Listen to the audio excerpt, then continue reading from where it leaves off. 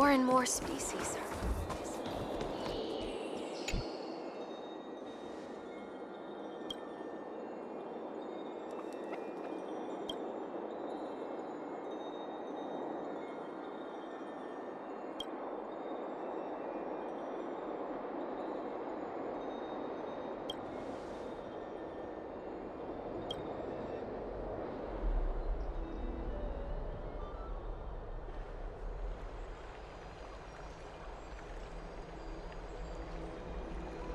Ah, it's you, Cass. I finished the anthology of poems you lent me. Here it is. I thought you'd be too preoccupied to find time for reading. Precisely because of these obligations, I felt compelled to read it swiftly. Wouldn't all these preoccupations slow your pace? On the contrary, knowing that time is limited can push one to overcome their limitations. The weight of these responsibilities seems to have enhanced my reading efficiency. I understand completely. During my time at the Grove, the closer exams drew, the more efficient I became at tackling everyday mundane tasks. Anything but my actual studies. Precisely. As I remember, you and Finon were both disciples of the new Sporists. I assume that Anaxa's exams were as unreasonable as the man himself, correct?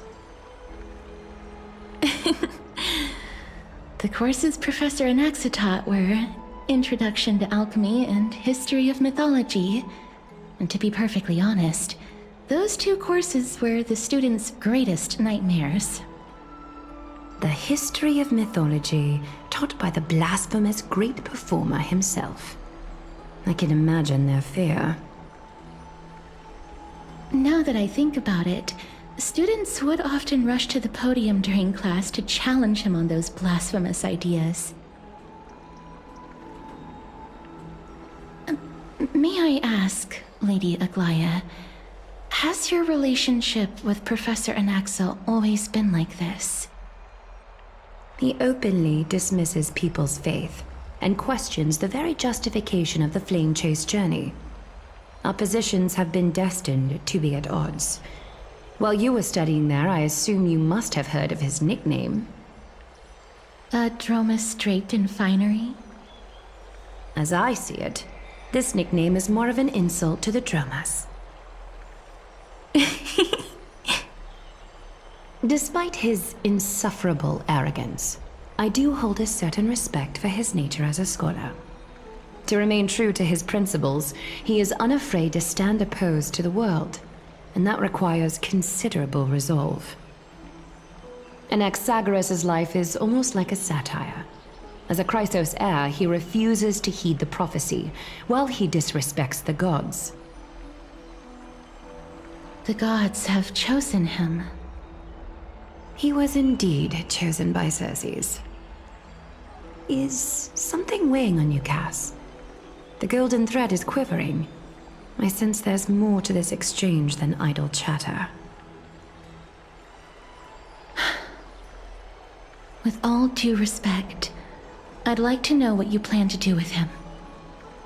In light of his assistance in the battle against the Flame Reaver, I am willing to grant him some time to find a way to remove the core flame. However, if Anaxa decides to make any move that places us in danger, I will not hesitate to take extreme measures. Just as I feared. The Flame Chase journey is the destined path for the Chrysos heirs. Yet he now seems more like an empty shell. Given his strong sense of self-respect, I trust that Anaxagoras will make the right decision. Still, I can't help but hope for another possibility. Perhaps Anaxa will also overcome his limitations, now that he knows time is limited. I understand your stance. Let's continue this discussion another time. But now, let's greet our guest. You're here.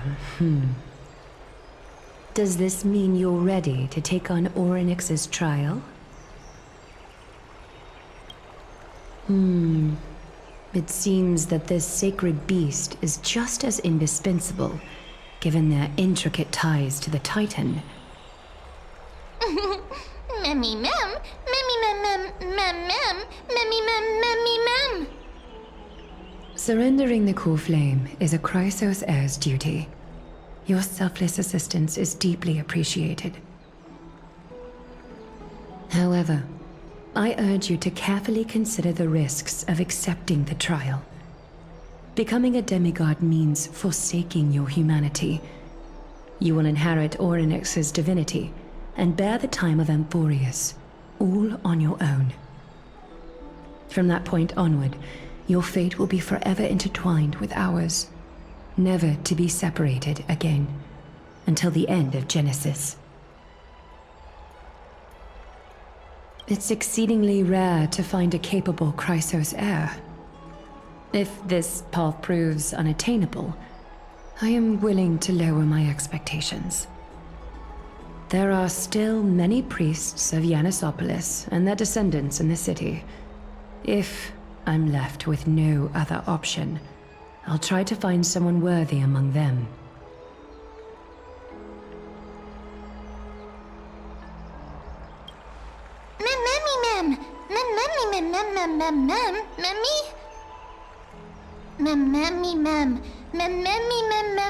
Hero.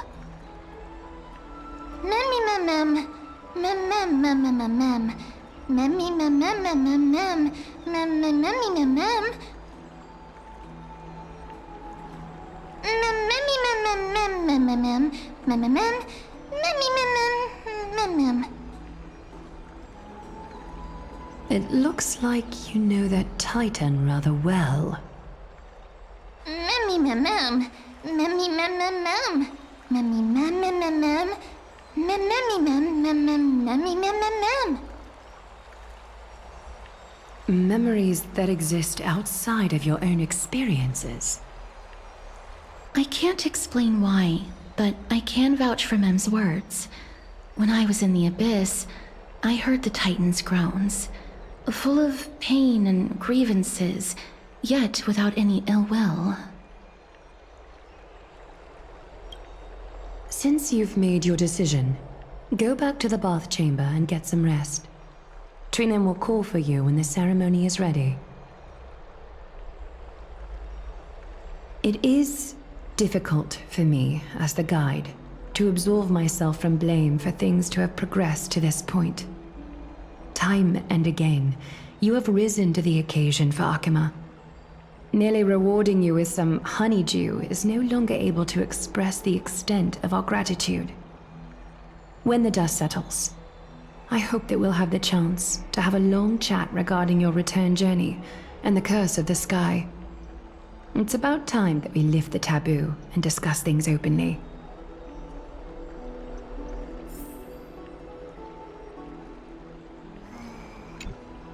Mister, may everything go well for you and Mem. It's nothing. I only came to discuss some matters with Lady Aglaia. Previously, I lent her an anthology of poems that Lady Trianne had gifted to me. Tracing back, this anthology was something left for Lady Trianne by a bard before their passing. Although personal properties should be cleared out once their owner has passed on, Lady Trianne gave this book to me since she knew how much I liked to read.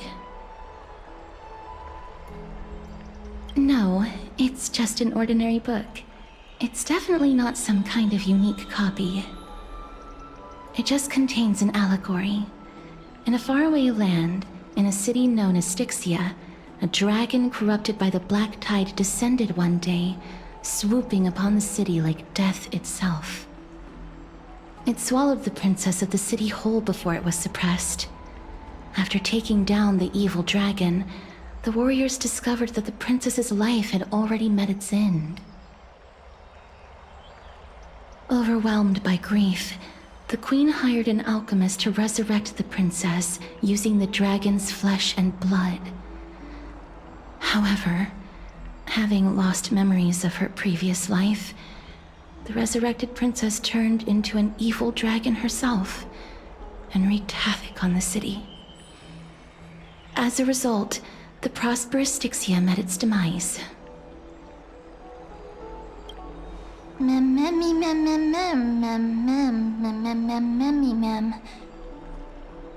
The author of this book is Archepia, a wandering bard who traveled to many cities.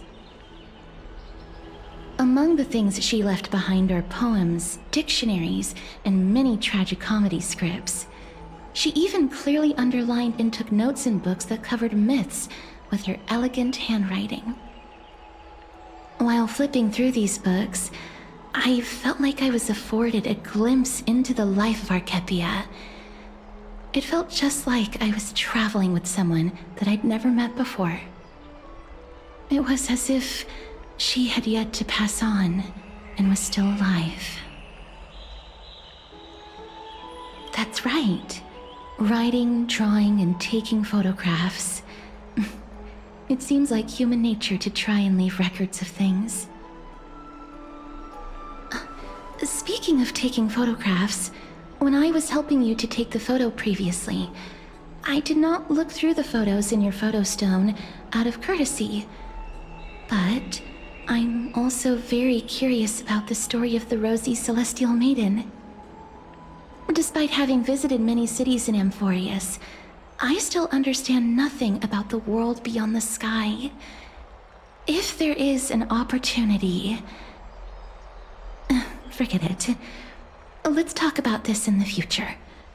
For now, I only hope that you'll be able to complete the trial safely and obtain Orynyx's blessing.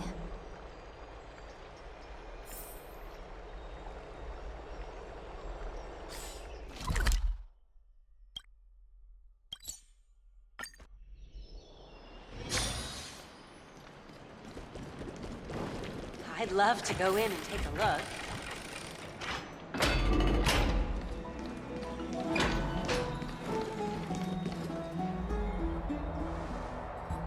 That's right. Oh, partner, you're back just in time. This is something that the both of you should probably know. Good news? I wouldn't call it that.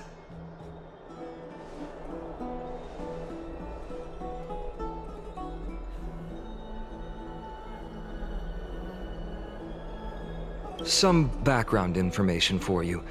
The Council of Elders is an authoritative body in Amphorius, made up of different city representatives.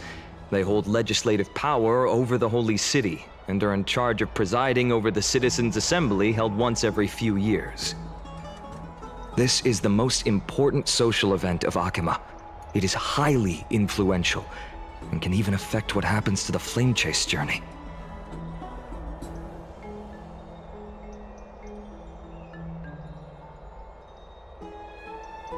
Every 5 to 10 years, the Council of Elders organizes a citizens' assembly at Dawncloud. During the assembly, the representatives will vote on major issues such as whether the Chrysos heirs led by Aglaia should still hold the right to govern the Holy City, and whether the Titan's conquest should continue. That is correct. However, the problem lies in the fact that there are ill-intentioned extremists in the Council of Elders. They view the Citizens' Assembly as a way to restrain the Chrysos heirs and hope to take complete control over the Flame Chase journey. We can refer to them as the opposition. During the assemblies held in the past 100 years, the voices supporting the opposition have been growing stronger in the shadows. It's only thanks to Aglaia that the Flame Chase journey has been able to continue to this day. The Citizens' Assembly is just around the corner, but this time, there seems to be a new variable to the situation.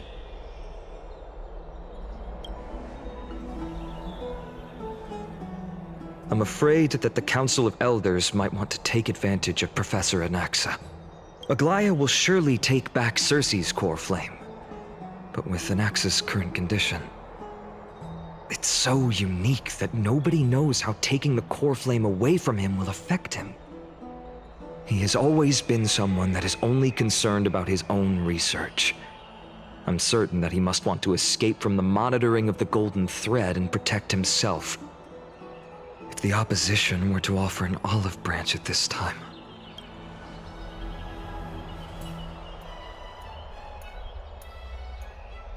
Anaxa has never believed in the prophecy, so technically it cannot be considered a betrayal. However, he has taught many Chrysos heirs, and has long been considered an important ally of Akuma. I truly do not wish to see comrades turning on one another.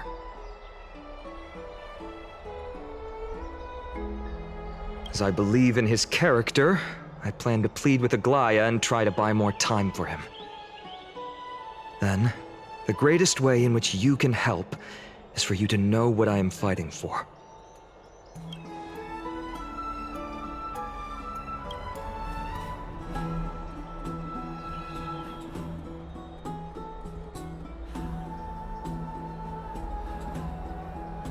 Allow me to apologize for the fact that we always seem to be troubling you. I hope that Orynyx will show more benevolence and be more accommodating. I remember that they seemed quite fond of you back in the Abyss. Go and rest and regain your strength. We'll meet at the Vortex in a few days. Oh, right. You can read this scroll if you want to find out more about the Council of Elders and the Citizens' Assembly.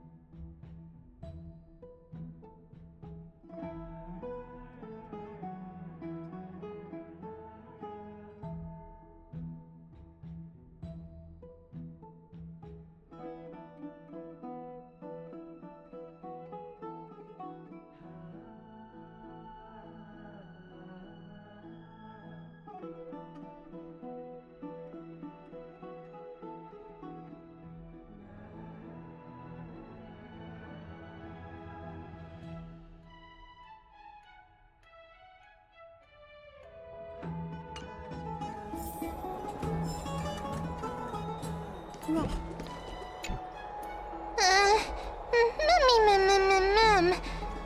mem nervous. Memmy mem nervous, memmy mem.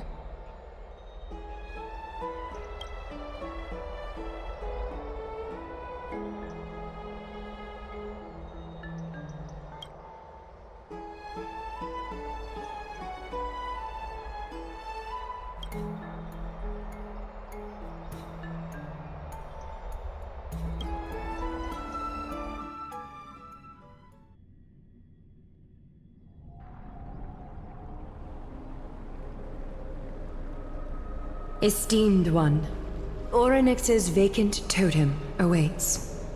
If you have already made your preparations to become a pillar of Amphorius, please, step forward.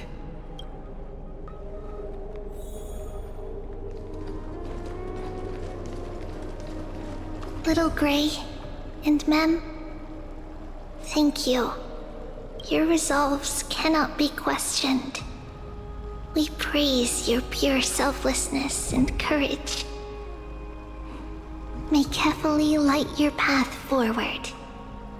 Get ready to assume Orynyx's divinity, Trailblazer.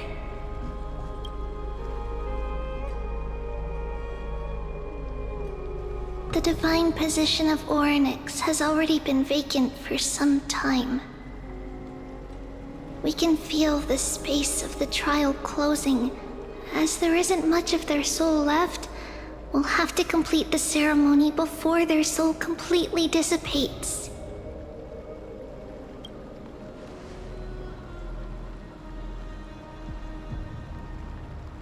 The 8th core flame coveted by the miracle that once belonged to the great Veil of Evernight, Orynyx.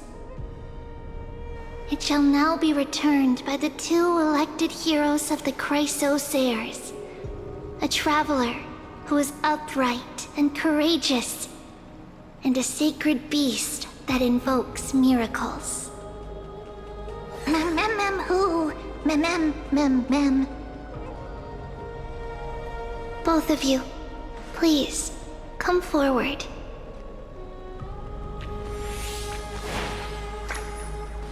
Recite along with us. O Majesty of the 12 Titans, pillars of the world, we seek your divinity to mend the rifts of the world. Fill our bodies with blood of gold, till we wither in willing service to the prophecy.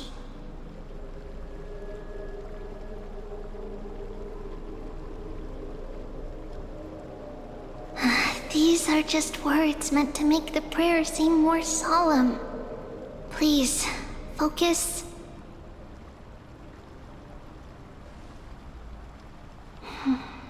And surrender the core flame.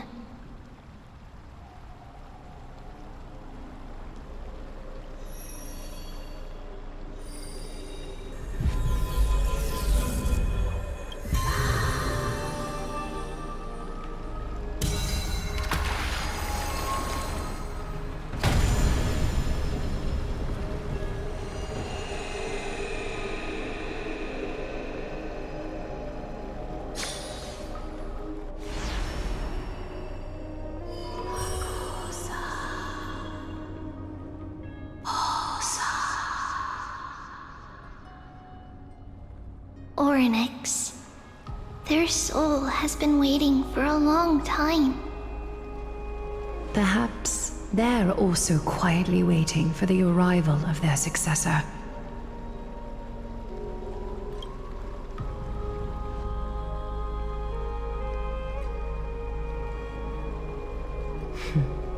The last time I heard this, things didn't turn out that well. Don't worry, Aglaya.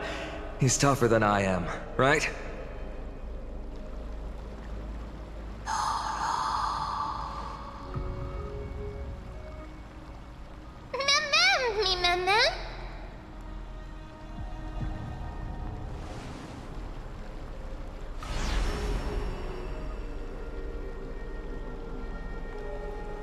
traveler from beyond the sky. Let us pray that the Titan acknowledges your worthiness. Although he loves cracking jokes at inopportune times, his determination is as strong as the Chrysos heirs. He will definitely succeed.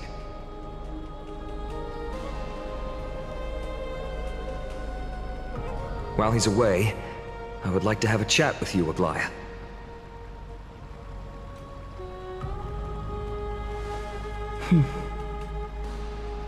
Speak. I'm listening.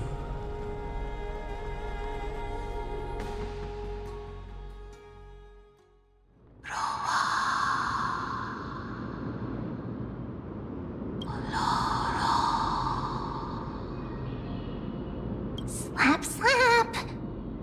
Wake up!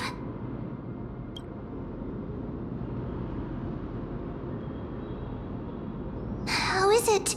How do you feel? Right? I think that it's amazing too! Testing, testing, 1, 2, 3! Testing, testing, 1, 2, 3! I have such a cute voice! It must be because of all the memories that I collected. They allowed me to grow beyond expectations. Also, listen. The words of the Titan are becoming clearer. Mother. It hurts. Have I finally reached the end? Are the years of isolation coming to an end? Onyx. Oh, how heartbreaking. Ever since the figure draped in the black cloak robbed them of their core flame, they have been relegated to waiting in isolation in such a confined space. We are going to help alleviate their pain, right? Memories. Broken. Mother. Where? Mother? Who are they calling out for?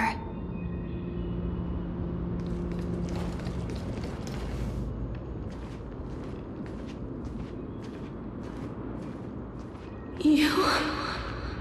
It's you. I remember you. Skyfather has gazed upon you. Mother is calling for you.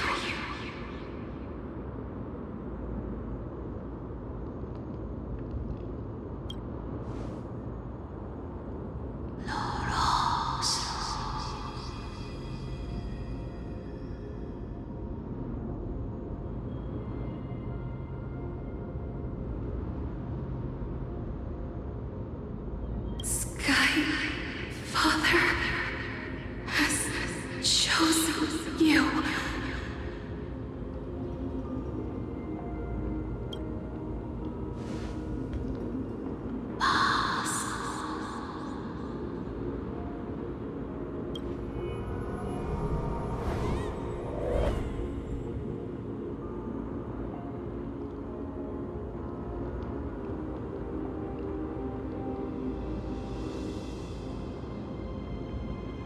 Mother is no longer responding.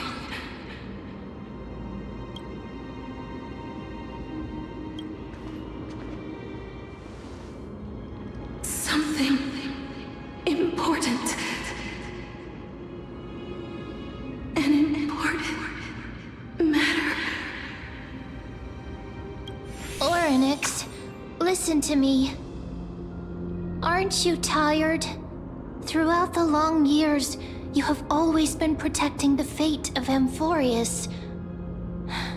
Each time people draw strength from within their memories, every single ripple falls onto your shoulders.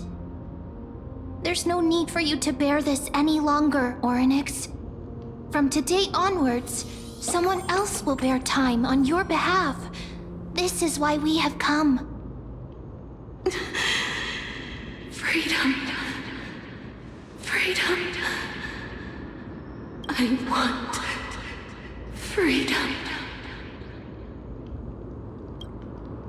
Oh, poor child. Everything will be fine.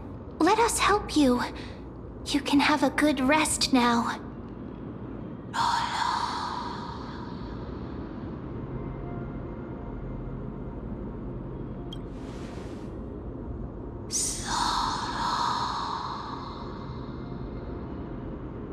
You have potential, strength, willpower, powerful, and tenacious. But you lack something. Just one thing. Lacking something. What is it?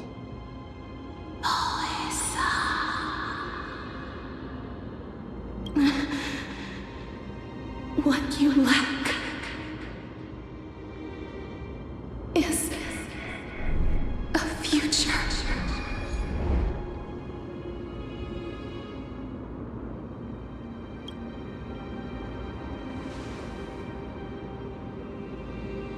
Future? Traveler from the sky, you should have dissipated already. The gaze from the Sky Father stabilize your form. Because from the moment you crossed the sky, your life was cast away. Right now, you are simply a collection of walking memories. What? How is that possible?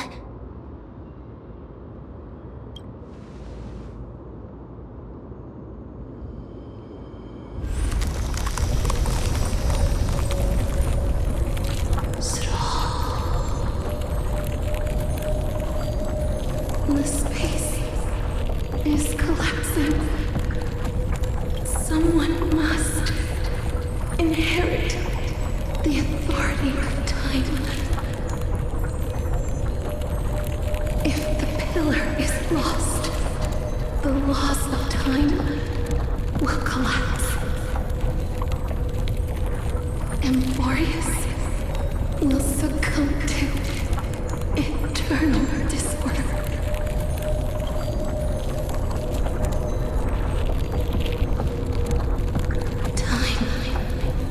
Never compromises. Never bears grudges. Never forgives. Never makes a choice. Child of humanity. Titans. Mother. Sky Father. Time restrains everything that exists in this world. Orynyx's divinity is dissipating? Is the trial coming to an end? Pathstrider of remembrance, my strength, I shall entrust it to you. The fate of the world, if you wish to, save it. Go and find your future that has been stolen. Even if that means you'll have to cheat death. You'll have to challenge that hand of shadow clasped with unyielding fingers.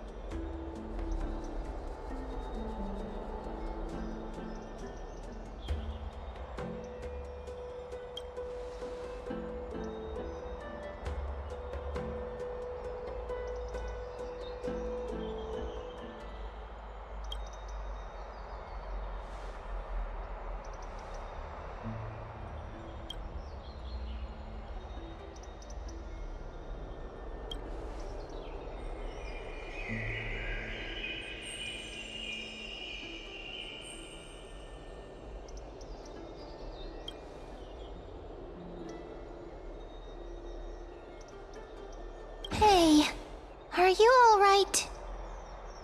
I heard you two talking about Thanatos. Cass is also very concerned about the warning. She has left the vortex and returned to the garden. Shall we go and look for her? Thanatos is the Titan that Cass has always been looking for. Regardless of whether there are any clues, there's probably no one else that understands death better than her. Oh, right. There's something that I have to tell you. The Chrysosaurs already know everything that has happened to you. I was too worried, so I told them everything. Please don't hate me, okay?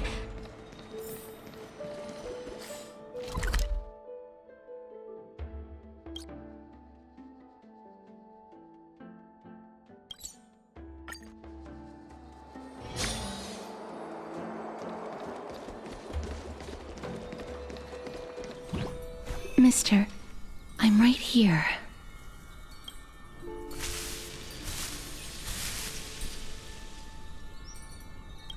Please stay there and slowly turn around.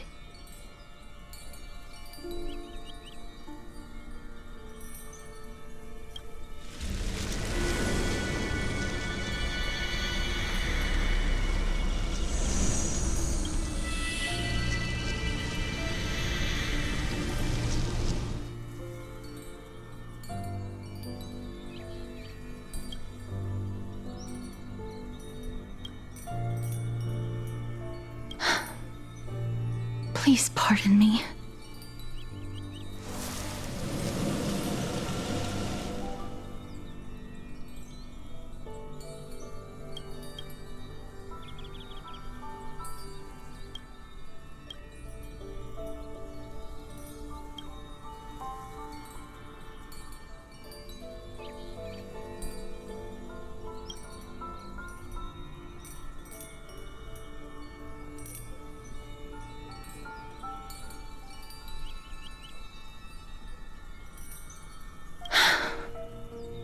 Just as I expected.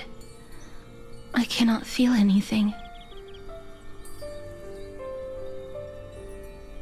Back at the Grove, I was puzzled as to why you were not affected by my curse.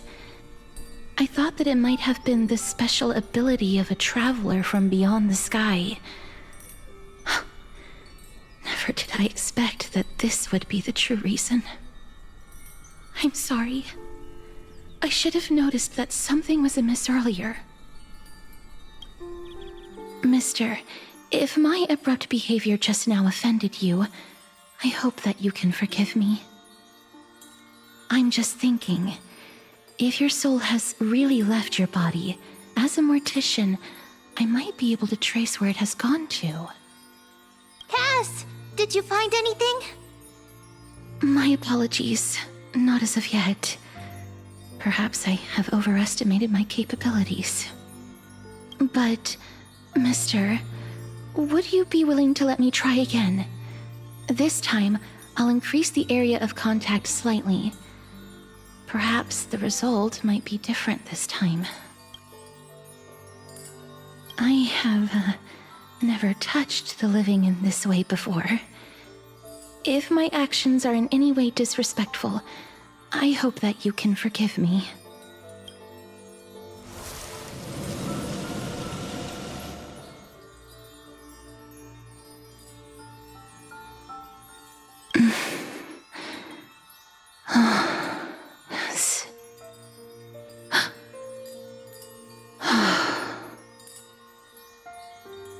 I seem to have caught a glimpse of something. Your soul is currently roaming someplace and cannot find a way to escape. But perhaps it might not be a bad thing. If your soul is still wandering around, it means that we still have time. We have a chance to find it before the fingers of Thanatos sweep everything away. Clues. Just a few more. I need more guidance. The connection has been severed. With my strength, I'm not able to trace it. It was me. I was a little too hasty. Don't worry, mister. Although we currently have no leads, I will do my best to search for the whereabouts of Thanatos, bring back their core flame, and personally return to you the life that you have lost too soon. I know that I'm lacking in confidence, but I hope that you can keep this promise of mine in mind. Before I manage to deliver on this promise, please do your best to hang on. Amphorius needs you. Lady Aglaia and Lord Finon are currently discussing some matters in the paths. They're worried about you too. If possible, please go there and let them know that you're well. Although, I don't actually know whether your current situation can be described as well. Also, please accept this Styxian fable. Reading can help one to focus and relax.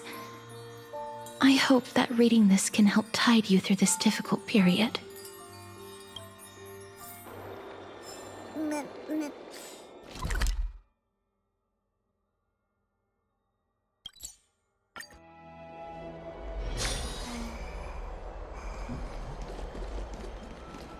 They're here.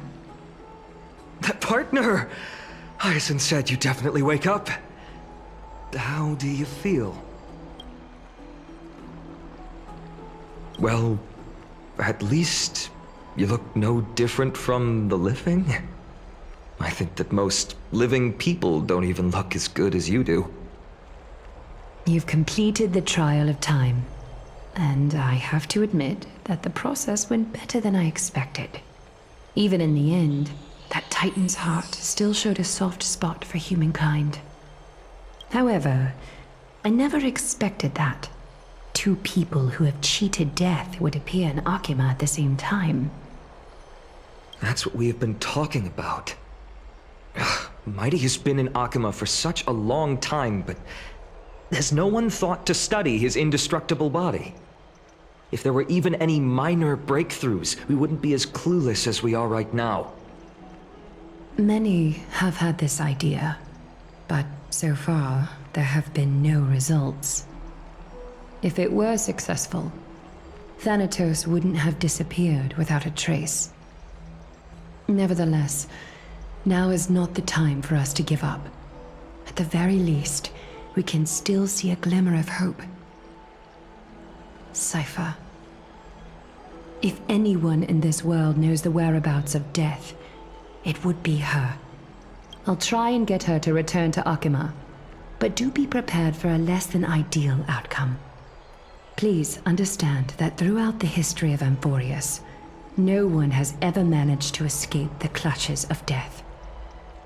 At the end of time, Thanatos silently awaits all. It is my duty. We too require you to bear the divine position of time. But before that, just... What's wrong, Aglaia? Omens always come in pairs. A tiny air current will eventually brew into a storm that tears the sky apart. It's Anaxagoras. He has initiated contact with the Council of Elders. In the end, it has still come down to this. I earnestly hope that your assessment of him is accurate, Finan. Otherwise, the efforts of my teacher and I of the past millennium might be reduced to dust because of that great performer.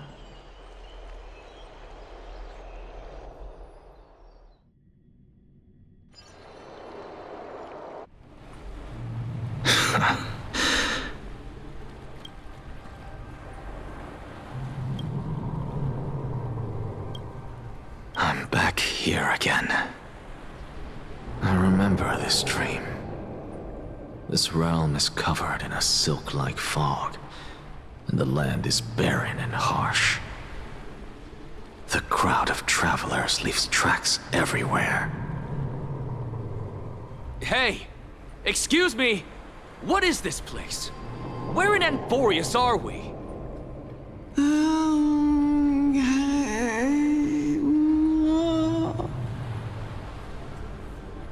The mutters of the Traveler are in a language I'm unable to comprehend.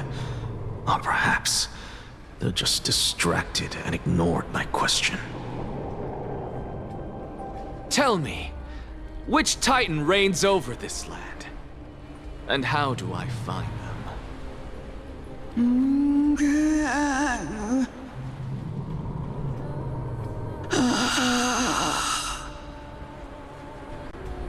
Hand of Shadow. Hand of Shadow Thanatos. Could this possibly be the Netherrealm? Not Netherrealm. Then where is this? River of Souls? The outskirts of the Netherrealm? Are you heading downstream toward the Netherrealm? The Netherrealm. Nothing but an illusion. Titan rejects you, me. Listen. What? The Traveler lifts their wrinkled fingers and remains silent. I look in the direction they are pointing and listen closely. There. A massive shadow brought the sound of rushing tides. The sound of tides. I can hear it.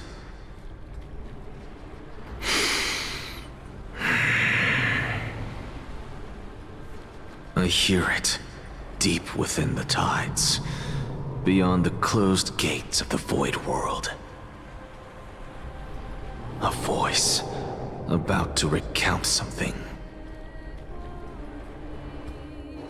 Child of humanity, is it death's embrace you yearn for with such urgency?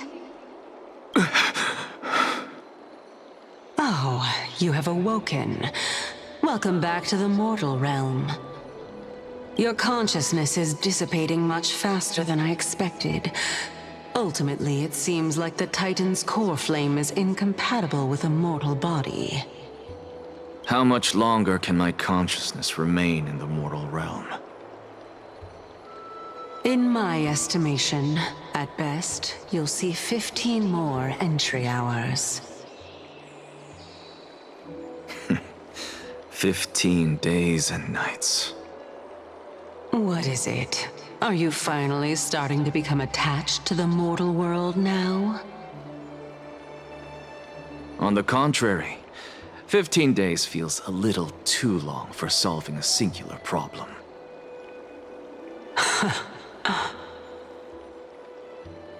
Stop giggling. It's time for us to go. The messenger from the Council of Elders is almost here. Let me ask you one more question.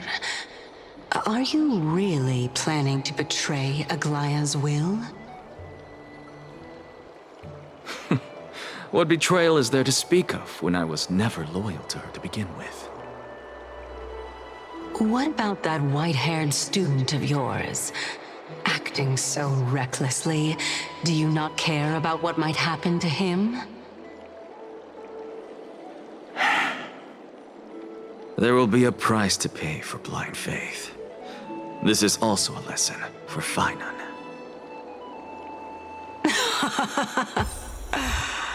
You truly are a strict teacher.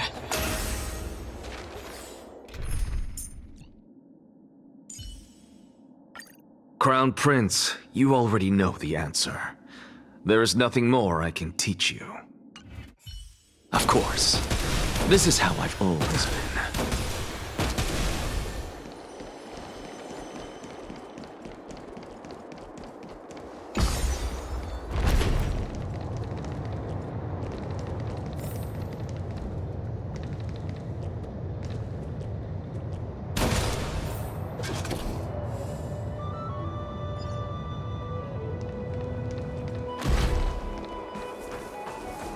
Sorry to keep you waiting, Lord Enexagoras.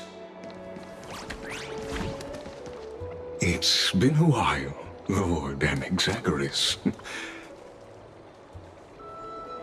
I greet you on behalf of all the citizens of Akima, and express my deepest regret about what happened at the Grove of Epiphany.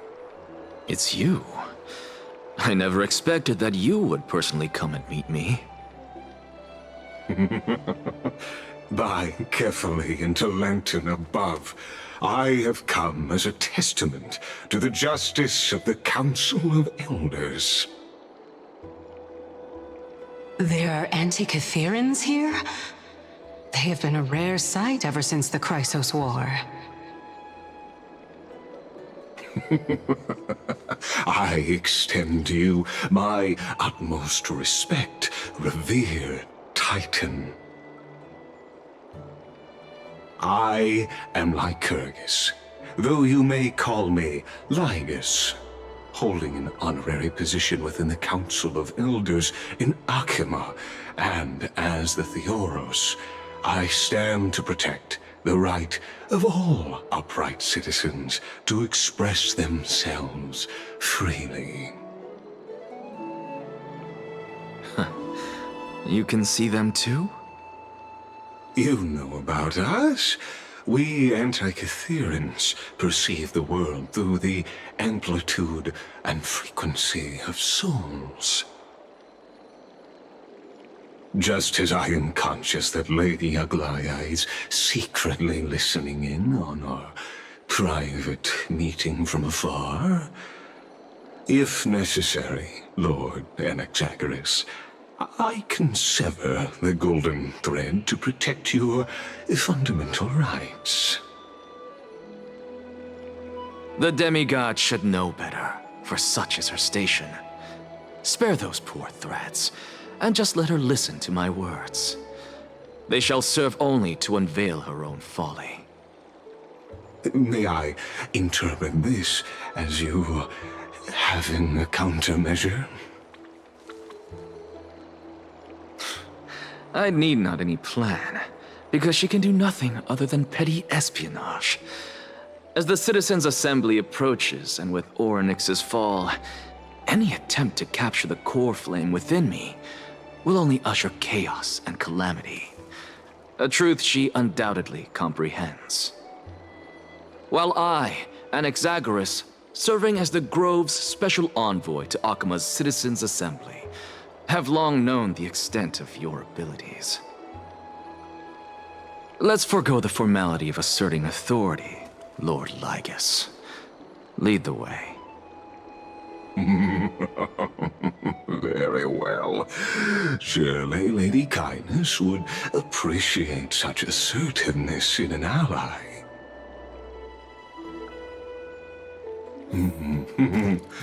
She's been waiting. Follow me, please. Is there something on your mind, Lord Enexagoras? Nothing, really. It's just a question that I contemplate every time before I ascend to Dawncloud. For the Titans, does the falling equate to death? Ah, a pondering truly deep. Time is on our side. Do you mind sharing your reflections with me? While all living beings must ultimately face their demise, Kefali has yet to meet theirs. Their journey continues unhurriedly along this long path. Are you suggesting that Kefali may not have truly passed? Yes. For dying implies an ongoing process, an action, whereas death signifies a static state, a definitive termination. In contrast to mortals, Titans exist on a grander scale of space and time, thus elongating their passage into death. The notion of their fall is but a misinterpretation born of mortal ignorance. Ah, an intriguing concept, albeit challenging to substantiate. After all, Kefali has maintained a profound silence ever since the era Arasa, while scholars and priests alike have conveyed the message of the gods' imminent fall.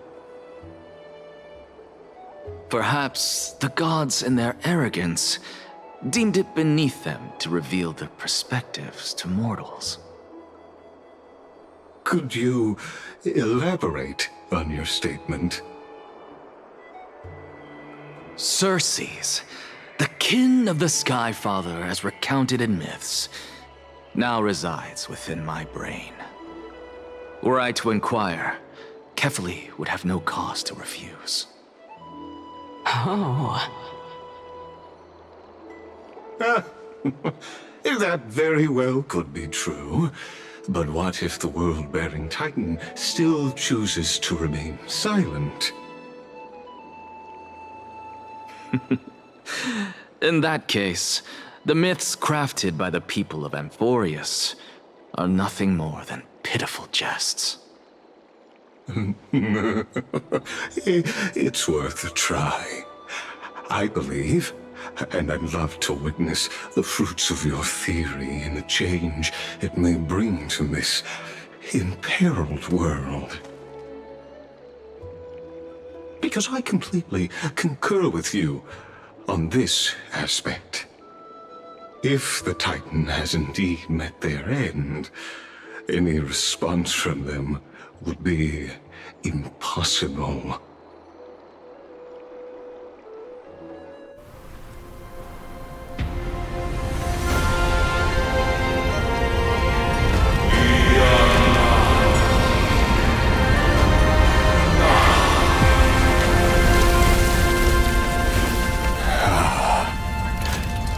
Please, Professor.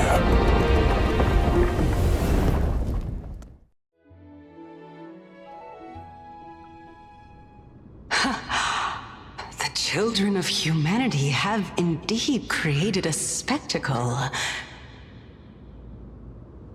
Welcome to Dawn Cloud.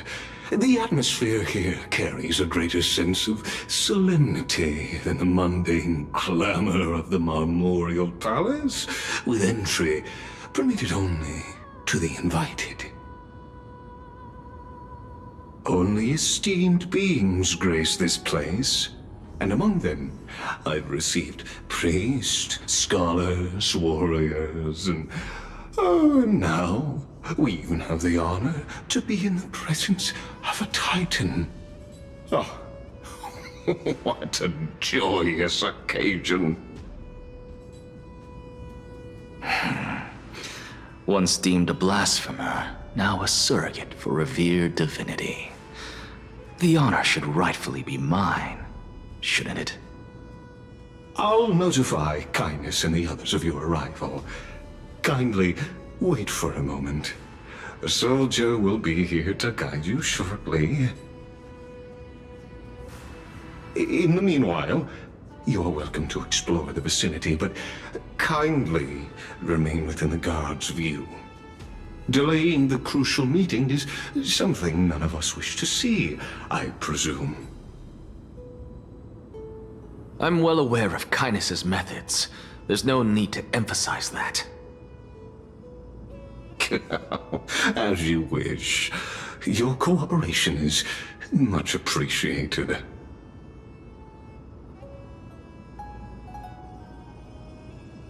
Alas, I had hoped for a brilliant plan from you, but it turns out you just left one cage to enter another. Save your concerns. I know very well what I'm doing. I shall depart to explore the surroundings then. Now that I look around, I wonder if there are any murals bearing my portrait around here. I'm quite intrigued to see how the children of humanity beyond the grove perceive another Titan. Off you go. I won't be joining you. This Titan appears to be quite at ease. I should investigate the Council of Elders' recent activities first. Be aware. I can hear you perfectly well from here.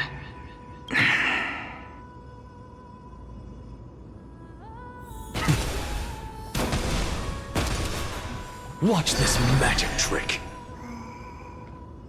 Watch this magic trick.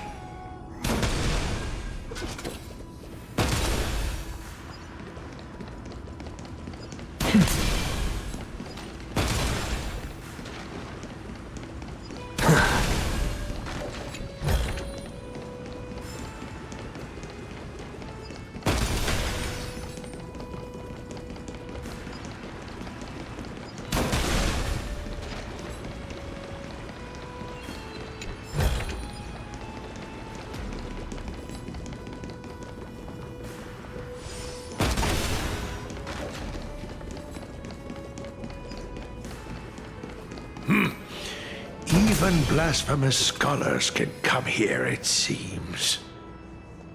Looks like my presence here is quite unwelcome.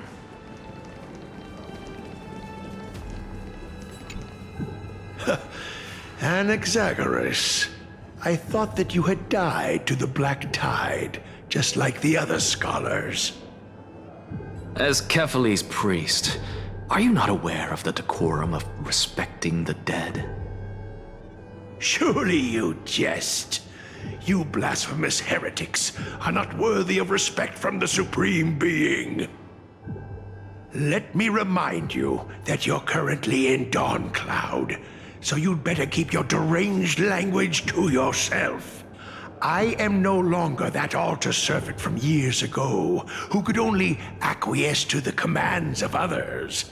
Now, I have plenty of ways to deal with people like you. I'm not sure whether I should laugh or cry right now. I can't believe that a follower such as you could have been made by a creation titan. As I see it, a dead titan can't provide you with this level of confidence, right? Then who is it exactly? Could it be kindness? You. Seeing how fond of you Elder Kindness is, I shall let that slide for now. Leave immediately, and don't impede us from receiving the Supreme Being's blessings. Seeing as we were able to hear of this matter from the mouths of others, it seems that Kindness is indeed quite sincere toward us. Perhaps this affair will proceed smoother than I had anticipated. Oh my, what a thrilling confrontation. As expected of one of Kephales's followers. Are you praising or insulting him? Praising him, of course. As a believer of the God of Deliverance, it is only natural that he detests evil. Didn't you hear me? I asked you to leave. Go as far away from here as possible. Don't mutter to yourself like some sort of madman and disturb my meditation.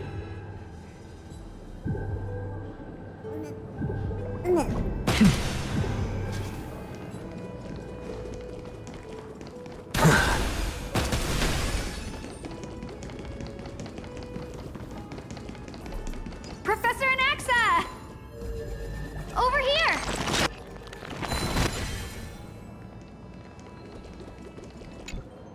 Professor Anaxa?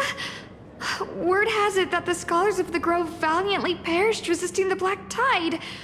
To find you here safe and sound, thank the Fates.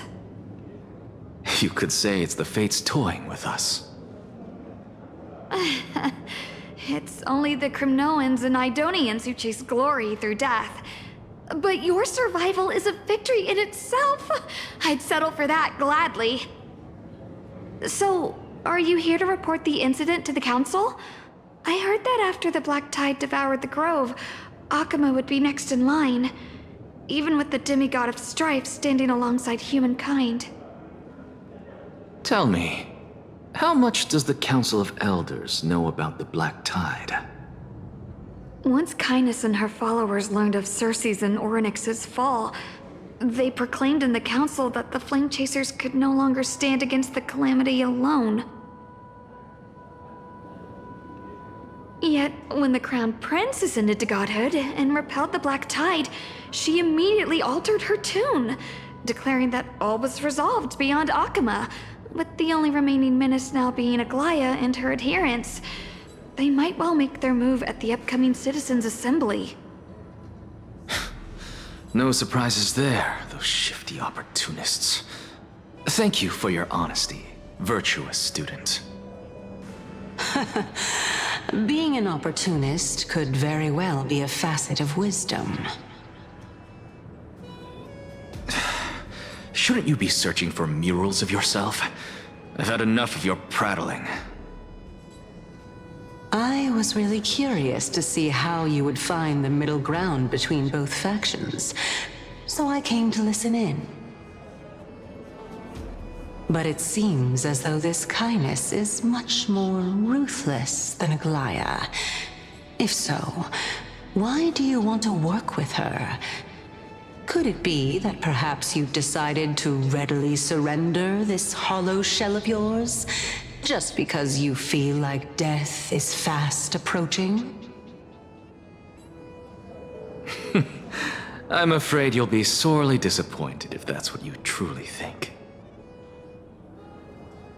I've had enough of this. Could the 15th entry hour arrive any faster?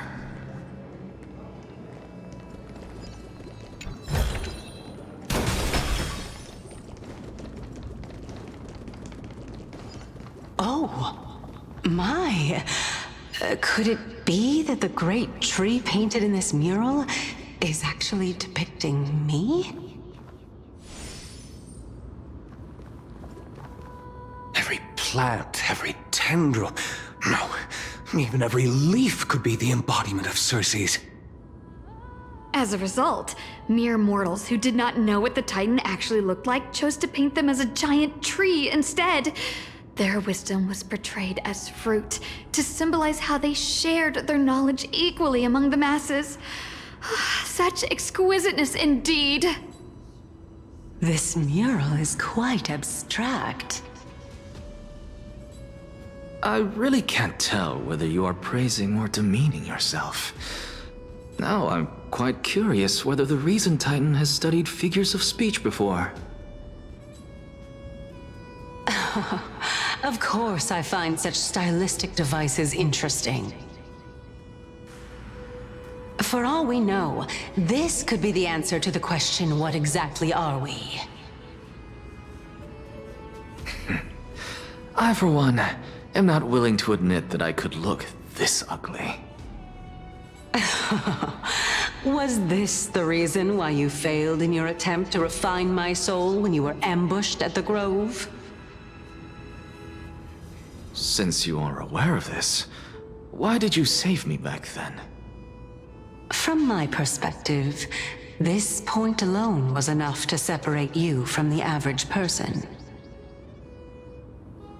How do two lunatics coexist in the same brain? Therefore, it seems that your journey to Dawnfloud this time is not just to seek protection. What, then, is the intention behind your actions? The entire plan is stored in my memory, so why don't you look there? Then don't mind if I do. 1 year old? 2 years old?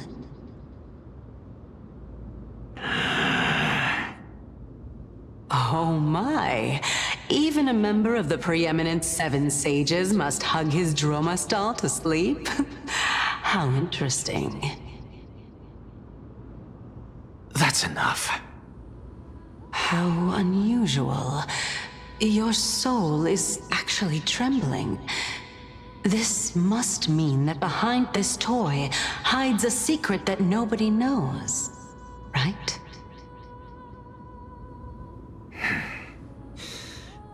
Since our days are both numbered, I don't mind telling you more about it. This is a present that my sister gave to me. It's a doll that was made to look like our family pet. So there are other members in your family, eh? Are they also living in Akama? Don't you just love to pick through my brain? Go on, continue flipping through my memories. It won't take long. You'll discover the answer when you reach the memories of when I was 5. Oh, the black tide is everywhere. I can't bear to look. When I was young, I couldn't accept this outcome either. Georios, Aquila, Kefali, and you, of course. Although I prayed to every titan that I could think of for help, my efforts were ultimately futile. This...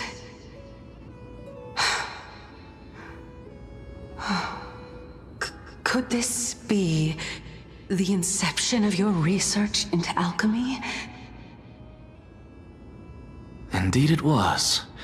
Everything started from that verdant courtyard of yours.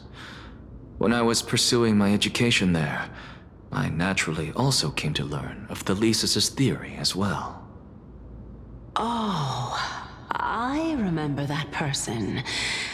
He was the one to come up with the concept of souls, right? Not only that, he also believed that life, as well as the composition, movement, and transformation of matter, all stem from souls themselves. This is why I thought that, since all living things stemmed from the same origin, why could I not sacrifice myself in order to resurrect my nearest and dearest? Anaxa, you... I did it, teacher! But this is absolute blasphemy. Regardless of how much freedom the Grove provides, such an act could cause you to be burned at the pyre. Your beloved, where is she now? Send her away from the Grove at once, to a place where nobody will ever be able to find her. Otherwise, the both of us will be judged by the Council of the Seven Sages. Calm down, teacher. My sister, she's still not in the mortal realm, even to this day.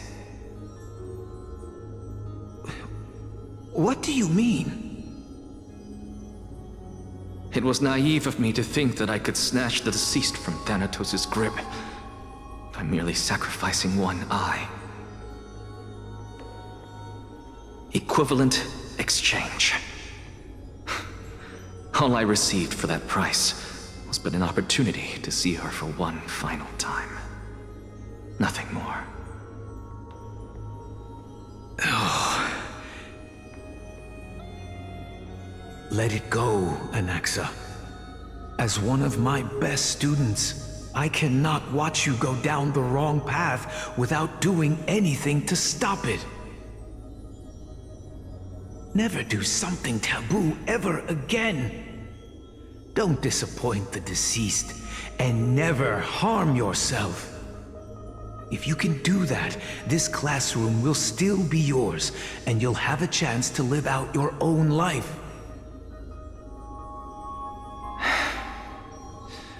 Since I was able to see her one last time, I have no other desires. You're right, teacher. It's time for me to start a new life. I am sincerely glad for you, child. Now then, what topic would you like to study? I wish to continue Thelesis' research. Continue the research into souls, but you know that the Grove has long since understood his philosophy like the back of their hands. Even if you continue digging into this subject, your efforts will likely be futile. No, teacher. After my fleeting glimpse of the deathly fog, I finally understood a single truth. Since ancient days, our understanding of the souls is but the tip of the iceberg. I may have lost an eye, but my view of the world has become clearer than ever. I have grasped the truth with my bare hands. Watch as I turn this farcical world upside down.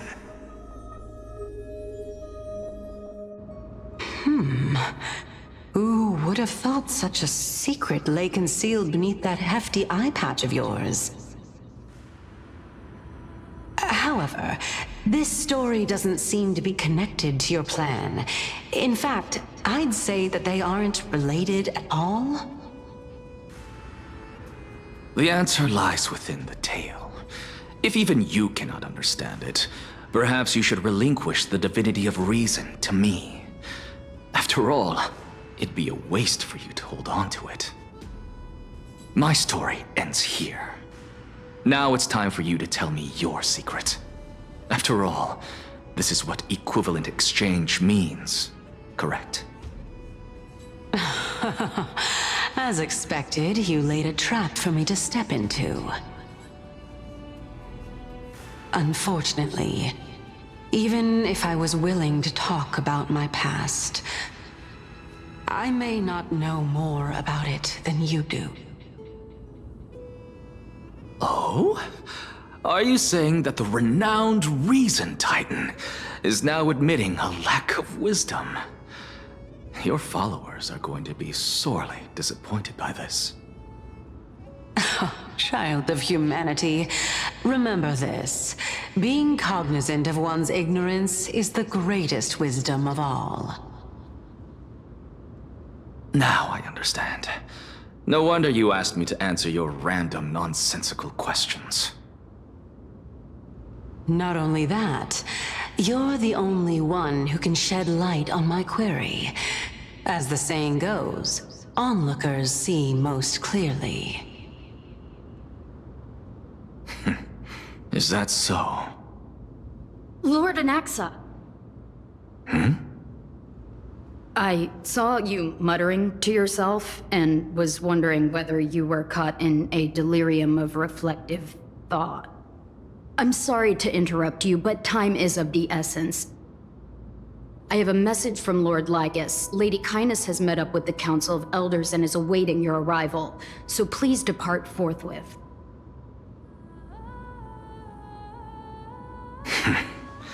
It's finally time.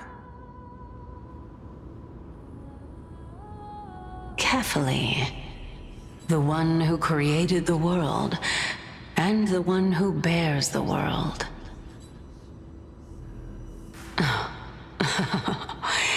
If you truly have not met your end, how will you answer the challenges of those who defy you? I didn't expect you to agree to Lady Kindness's invitation. What a wonderful turn of events. To tell you the truth, there are many people who hold grudges against that Lady Goldweaver.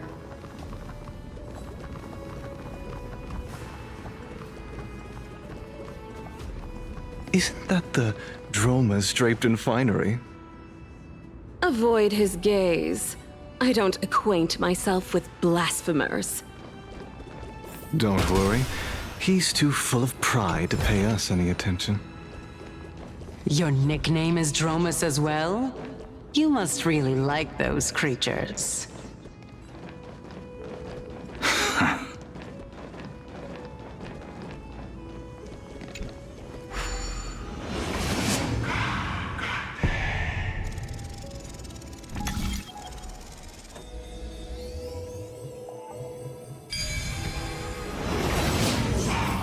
A student of Empedocles?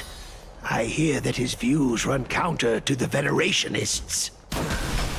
This is what being a scholar is about. A collision of ideas only occurs when there are differences in beliefs, and it is such collisions that lead to progress. Yet, in my view, there are only... Lord Lygus and Lady Kindness are just ahead. I'll take my leave for now.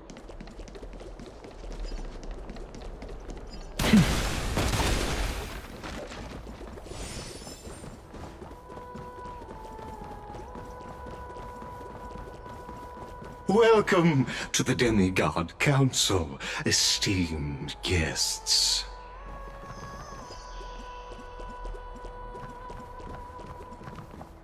Lord Anaxagoras, I've heard so much about you. Head of the Nusporists of the Grove of Epiphany, notorious blasphemer, a Chrysos heir who bears Circe's core flame, a survivor of the Grove calamity. Did I miss anything? Well, if so, please be so kind as to enlighten me. Since Lady Kindness is already well acquainted with me, I won't waste any effort introducing myself again. But then again, perhaps the customs are different here. Back in my hometown, there is a form of etiquette known as honoring guests. The host will welcome their guest with warm hospitality by treating them to fine wine and a cozy bed. And yet, ever since I arrived, I have not been welcomed with warm courtesy or ceremonial gifts. Instead, I am met with intense scrutiny. Even more absurd, the host has sharpened their blade and instructed their servants to lie in wait in the shadows. Perhaps you intend to cut open my heart, retrieve the core flame, and then hold a grand feast for all of the guests. Everyone, stand down. Thank you for understanding. I am but a feeble scholar who is not used to the stench of avarice and blood. No need to be humble, my lord. From my perspective, your courage and gumption are worthy of the reputation of the Seven Sages. Your bravery is more than adequate to accomplish our perilous endeavor. So, you wish to start a war? Well, since the Chrysos heirs are calling for war, we will respond in kind. Conflict is inevitable. Since Aglaya endeavors to suppress the virtuous commoners with blood of gold, we will not hesitate to display the rights and metal the citizens of Akima are so entitled to.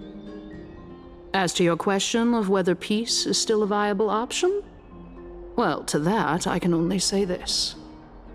Everything hinges on the next citizens' assembly and whether they have a sudden epiphany amid the clamor of the masses. And since you, as a Chrysos heir, accepted our invitation, you have indeed given us a glimmer of hope. What brazen arrogance.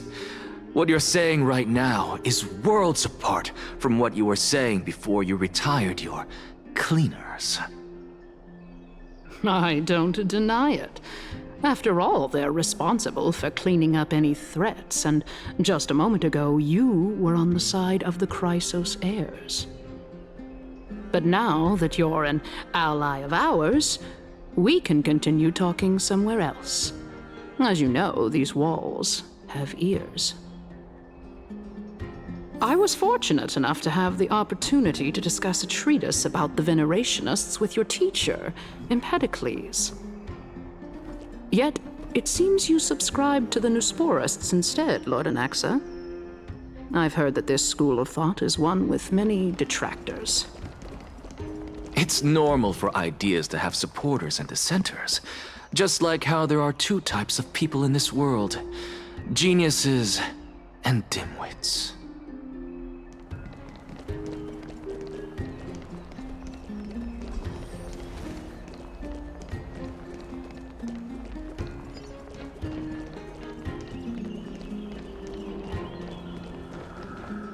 Welcome back to the hub of the Demigod Council, Lord Anaxagoras.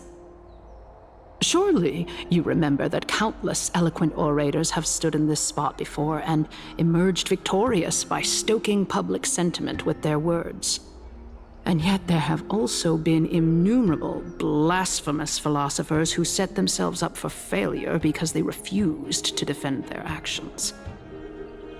This tiny stage is the most profound embodiment of Akama in centuries. In 15 days, this site shall also become the most important, as well as the final turning point in Akama's history. May the both of us carry out our duties with honor and lead the masses back toward the Erechrysia, a golden age with no death, strife, or trickery. Oh my, 15 days and nights. That aligns perfectly with the date of your demise. Could such a coincidence truly exist? Using death to prove myself fits my intentions perfectly. What strong conviction you have, as expected of the hero who dared to stand up to the Gold Weaver. As expected, she misunderstands you. That's enough, Lady Kindness. Dispense with the niceties. I only accepted your invitation so that I can serve the commoners alongside the members of the Council of Elders. Don't test my patience with such superfluous formalities. Well, you say that now, but surely you also require my aid as well, so that you can stay alive even when being pursued by the Golden Thread? You worry too much. She won't show her hand too freely, as she still needs to garner support from the masses at the Citizens' Assembly. Even someone like me can tell that only a sliver of her humanity remains. Surely you're not asserting that she will definitely act in a rational manner. As you're no doubt aware, Aglaya covets the core flame that I possess, which makes it the bargaining chip that allows me and the rest of you to negotiate with her. However, in return, I'll need the Council of Elders to support me as much as possible. Naturally, this includes the guards as well. You're well aware how valuable Cersei's core flame will be in the Erechrysia that you are desperately pursuing. Talk is cheap, so you'd better act prudently as well. I understand. After all, this battle of wits is just a means for each party to acquire what they need.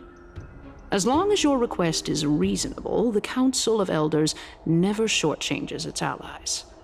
Since we're both intent on mutual cooperation, let's not mince words and just speak plainly to each other.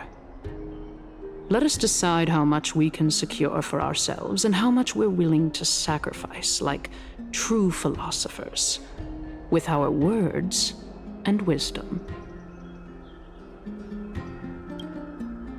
Continuing from the earlier topic, let us discuss our common enemy, Aglaya.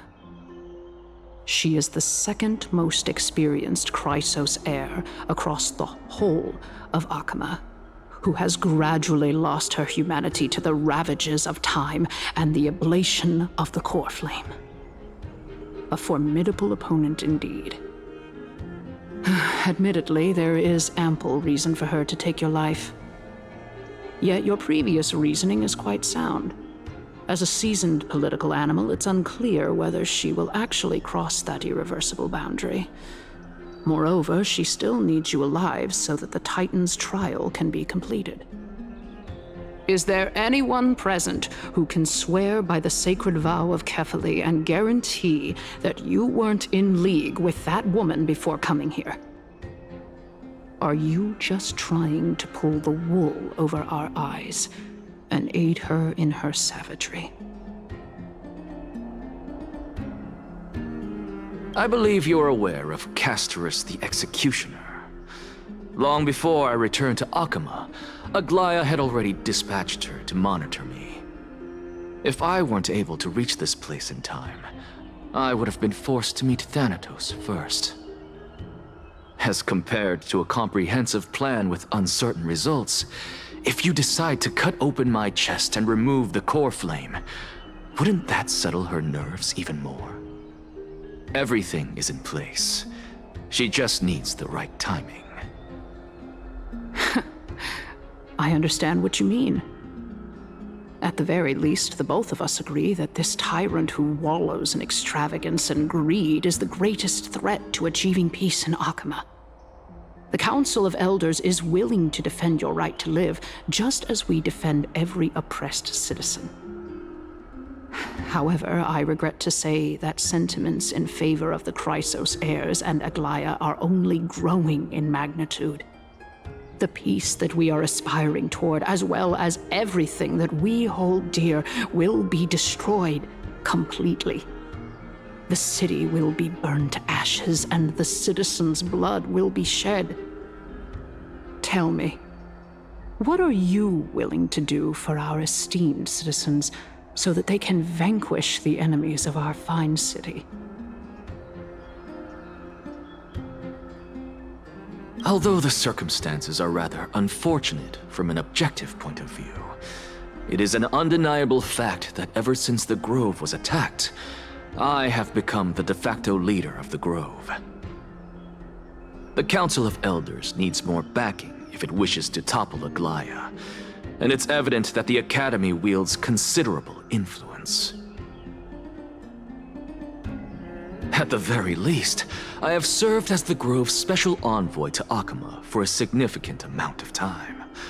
Of course, this also means that I will hold a crucial vote at the Citizens' Assembly. In the name of Kefali, Akama thanks you for your sincere and valuable thoughts. At this stage, it's clear that you and I understand the benefits to be won from this discussion. Let me put it plainly. The Council of Elders has always been renowned for its fairness, and that fairness is built on a foundation of sincerity. The Council of Elders has vowed to all citizens of Akaba that it will always remain loyal to them. As for you, my lord, how will you guarantee that you will be able to live up to such earnestness and will not betray Akama's indomitable citizens when the opportunity presents itself? Just as you now betray Aglaya when it suits you. Surely you jest. My loyalty does not need to be proven. The fact that the Council of Elders is asking for proof of my loyalty is itself akin to a form of betrayal. I am incredibly honored to have witnessed the both of you bury the hatchet in a civilized manner. However, I am afraid that I must interrupt for a brief moment. As the Theoros, I have observed the following. Lady Aglaya, the Goldweaver, is currently on her way to Dawncloud. Oh. Well, I do believe that we might have a slight overabundance of guests today. Feeling dissatisfied, Lady Kindness? Despite the Council of Elders' lofty residence on Dawncloud, it must still tolerate the whims of the Chrysos heirs. So you were holding back just now. Seems like you are better at playing this game than I. In any case, I'm glad that she's arriving here. So tell me, Anaxagoras, now that you're an ally of mine, if Aglaya were to demand that I hand you over, what should I do? You can do as she says. Tell her that the Council of Elders merely wished to chat with me and had no intention of offending her. However, by doing so, the authority of the Council of Elders will be as thin as papyrus that has been soaked in blood. Not only can it be destroyed at the slightest touch, but the Council will also lose possession of a valuable core flame. No. More like 2 core flames. After all, at the next Citizens' Assembly, that young lady who is synonymous with death will also be standing on our side. Oh? How can you be sure of that? Is that of importance to you? All you need to know is that I have a plan. In my opinion, you should be more worried about the impending threat. If Aglaia can seize me in full view of the masses today, she could also dismiss the entire Council of Elders in one fell swoop tomorrow. If that happens, the discussion that we've just had will turn into an utter joke instead. Is this the outcome that you wish to see, Lady Kindness? Fine. I will handle this matter appropriately. But you do best to remember this. Fool the people and karma will be on your tail. I'll overlook it this time, but don't count on there being a next time. Unless, of course, you crave cruel punishment and consider suffering the perfect state to ponder the true nature of souls.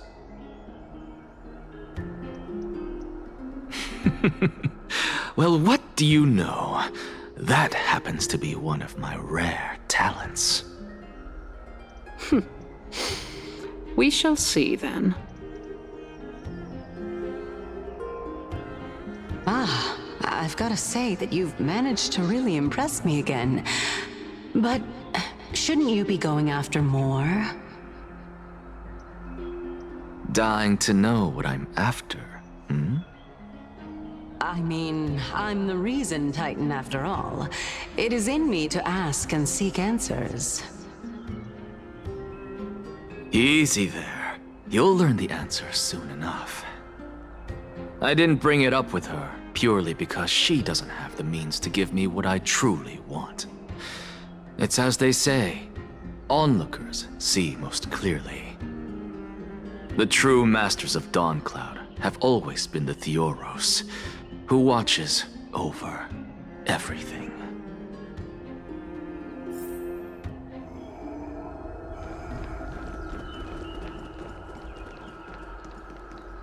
An expected visitor. Welcome once again. You know, you could actually skip all the pointless debate and come straight to me to seek an audience with Kefali. I have no reason to refuse you, do I? You may not, but Kindness has. Whoever gets hold of Kefali's core flame will get to rule over Akama. She's wary of me, so naturally I had to gain her trust. I would say that debate was not at all pointless. Very true.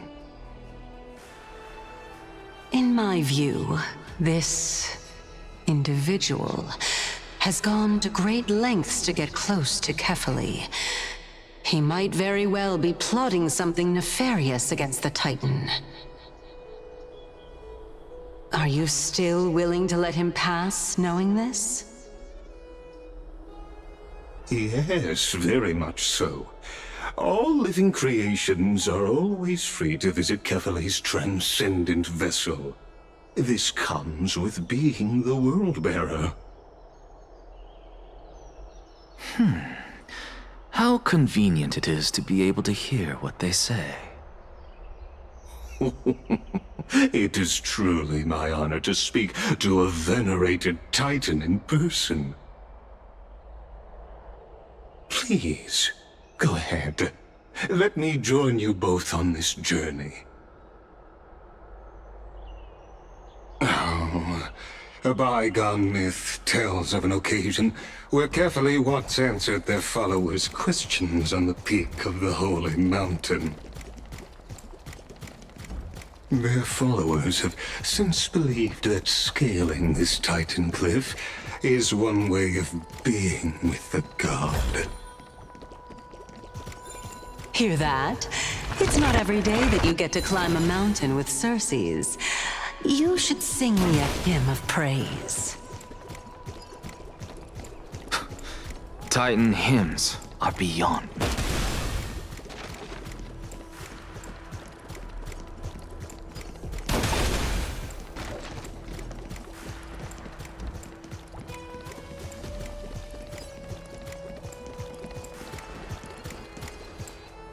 go on ahead. Take this Yanis shortcut, and the long pilgrimage stairway will be waiting for you at its end. I have to admit, I never expected you to not ask me anything. Not even my motive. Because I know very well what it is you are after. As the saying goes, a gentleman helps others achieve their goals. I have a feeling that your theory will be validated at the end of this journey. I believe Kefali will not deprive you of your right to ask your question, especially now that you're on the brink of death. You must be closer to Kefali than anyone else. Wouldn't you agree? I hope things go as you say, then. Putting a child of justice into a farcical world is bound to turn it upside down. It is my hope that you bring a much-needed change to this world which is on the brink of destruction.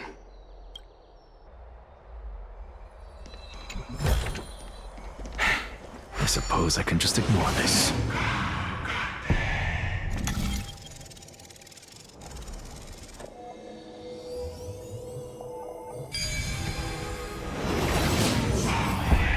Honestly, this is my first time going up to Dawn Cloud's peak. What a splendid view. Isn't it about time you recognize the magnificence of us Titans? Well, I don't see how this place is different from those temples in the city. All they have are magnificent facades. And even though I've come this far, I'm still doubtful about getting useful clues from him. I must be getting ahead of myself to be expecting to hear something nice from you. Oh?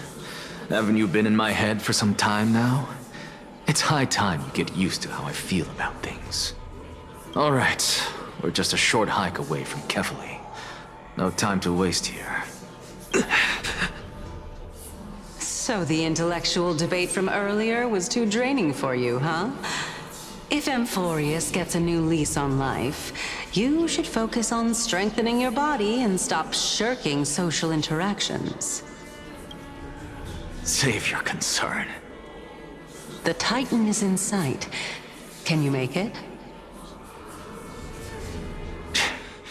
Why? Are you going to carry me up if I were to fall now? I know how far I can go, so just hold your tongue and come along. Fine then. I guess I won't say any more. I'll just wait till your soul dissipates completely to gain control over your body. Wait. Who is that? Cersei's? Hey, look at that. Huh? What should I be looking at? Am I hallucinating? Or do we even get to see souls when we're close to dying?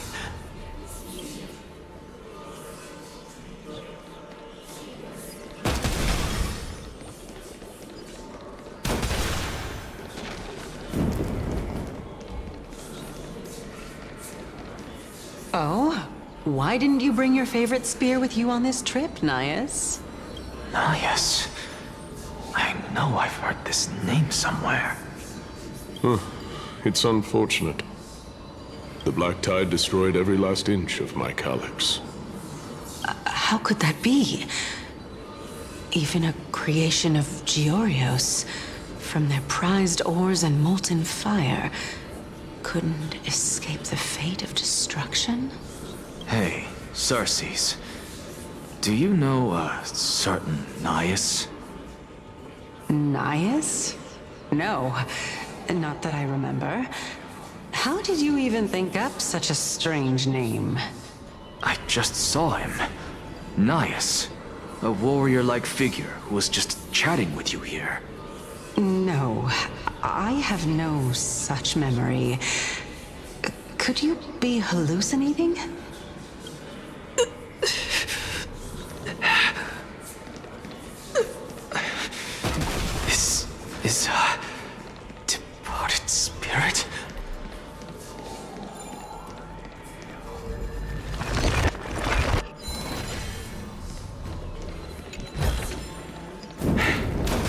suppose I can just ignore this.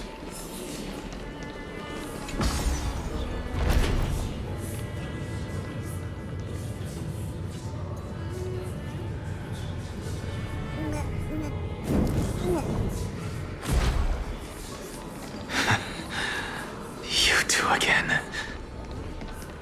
Enough about me. Did Kaos ever reply to you? Well, regrettably.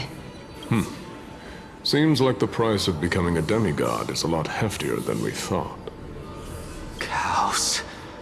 Demigod. I've never heard of this person. Which Titan's authority did he inherit?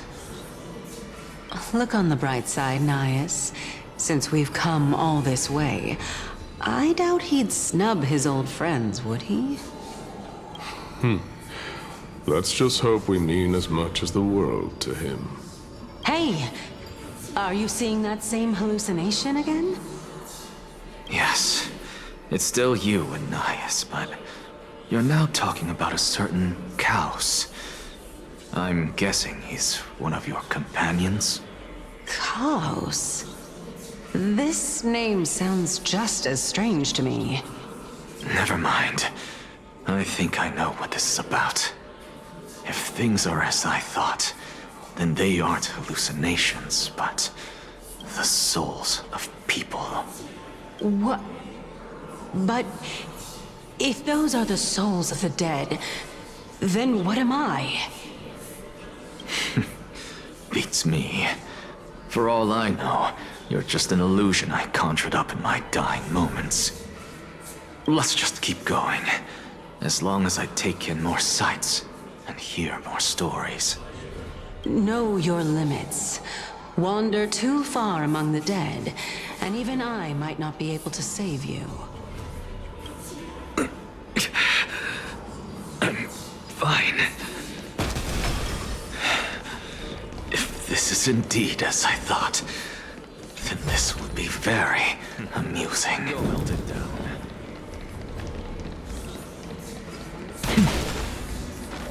So...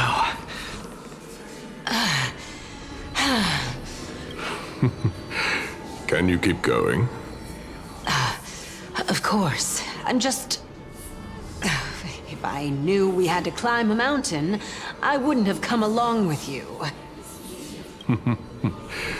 I guess this also counts as one aspect of the world-bearing burden.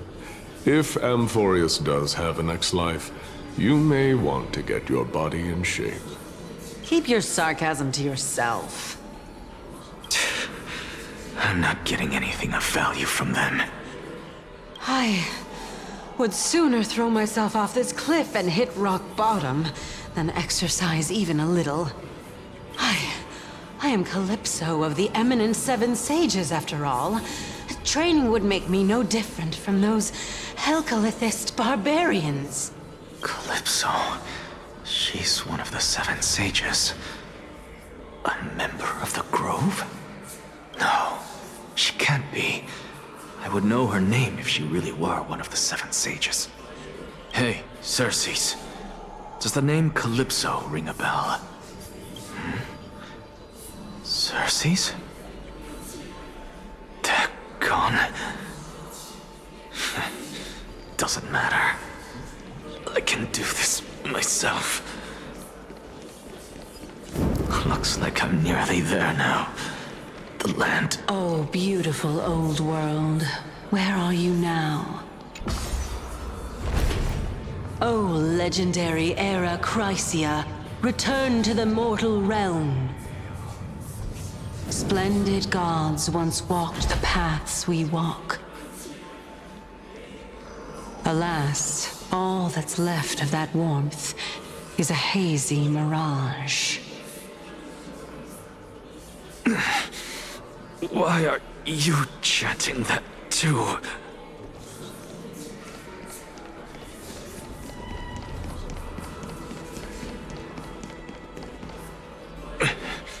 We're here, finally.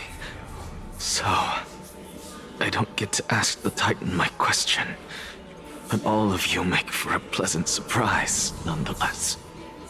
Very well then. Let me uncover the truth for myself.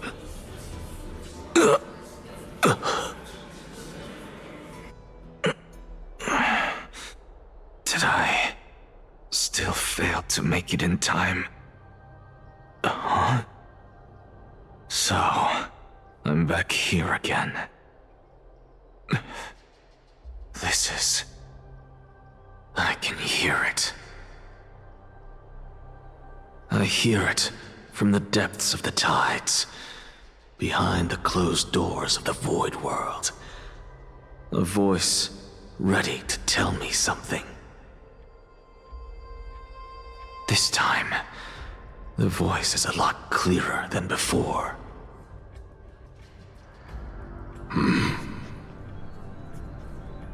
Since we've come this far, let's just wait.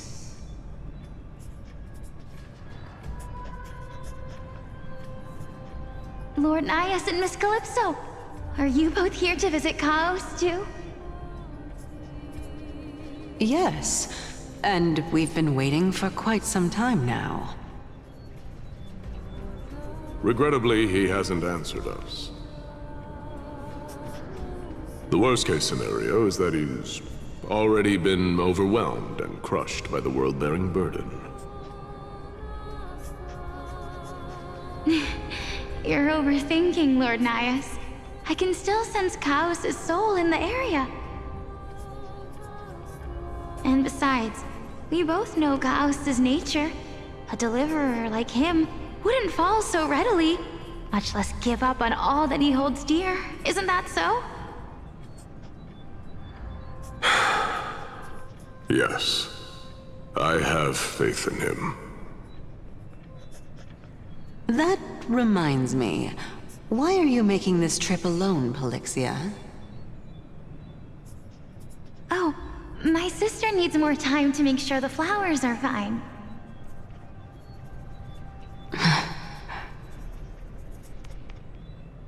Such a pity.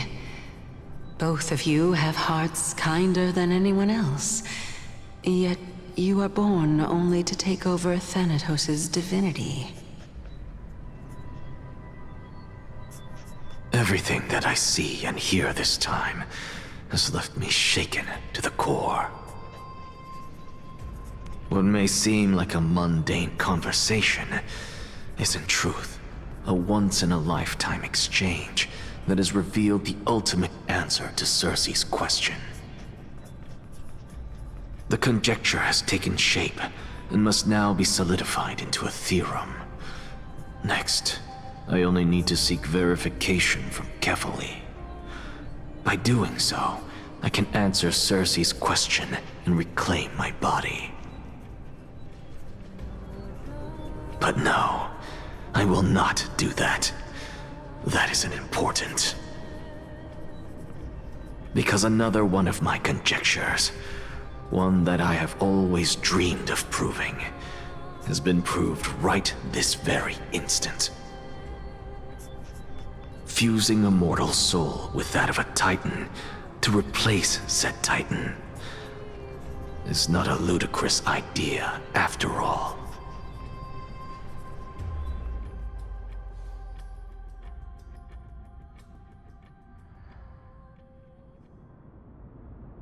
What are you thinking about?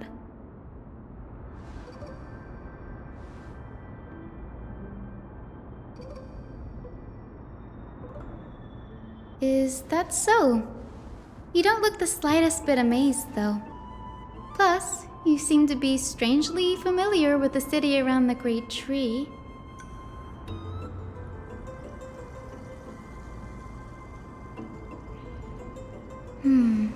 Events of the past, huh? I was also a child when I looked up at Circe's. Their leaves and branches reflected the sparkling stars, and their trunk was like a pillar that supported the sky and ground. I stood at this very spot back then, imagining the day when I could climb to the top of this tree, because I would be the closest I can be to the sky at that spot.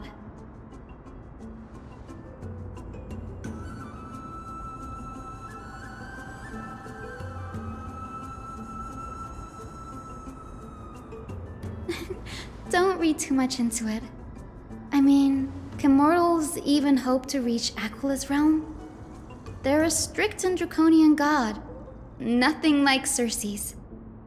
Reason is willing to share what is theirs with others, but Sky only expects people to revere them. You get what I'm saying, right, Denny? After all, the titan that imprisoned you and Grey here in Amphorius is none other than Aquila themselves.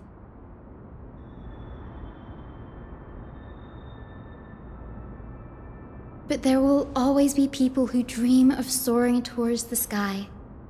The Grove has a wealth of research on Aquila, and that is exactly what we are here for.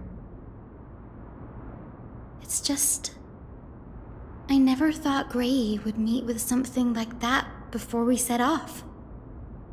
As a physician, I should have been there by his side.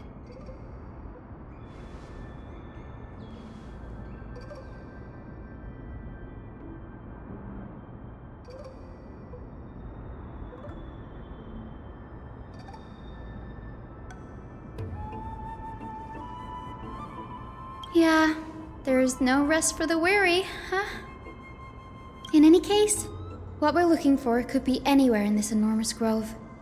Let's split up to cover more ground. Danny, with your skills, I'm sure those monsters born of the Black Tide will pose no threat to you anyway.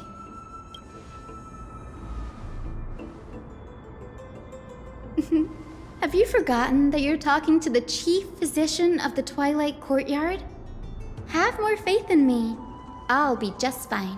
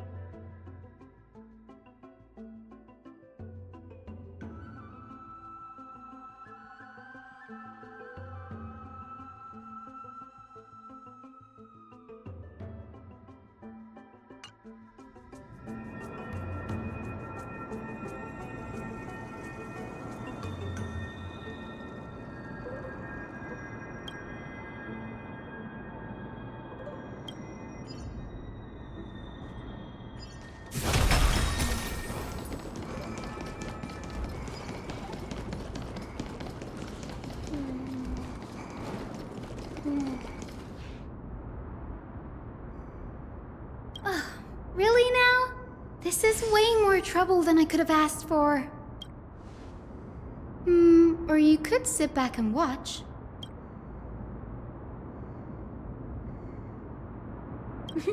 I'm kidding, Danny. Lend me a hand, pretty please? All right, now let's get him!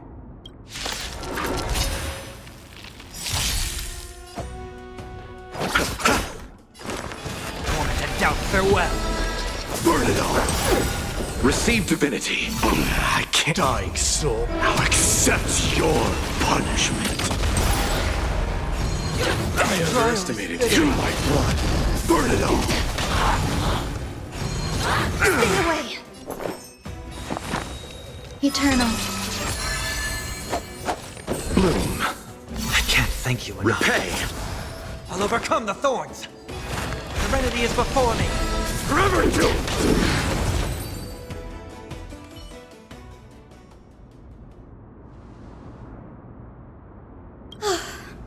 The Black Tide is remarkably quick to detect the light of Amphorius.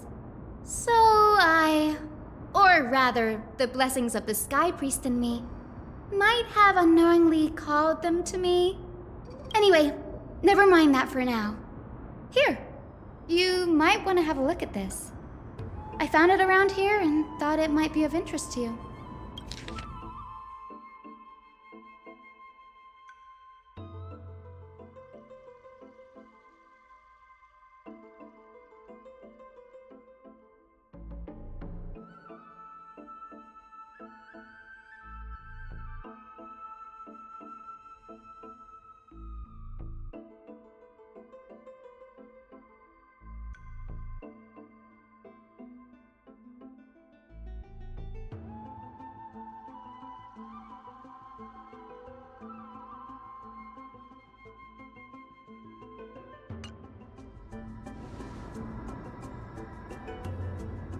This is new. I didn't know Professor Anaxa was researching the sky. He's never mentioned anything about it.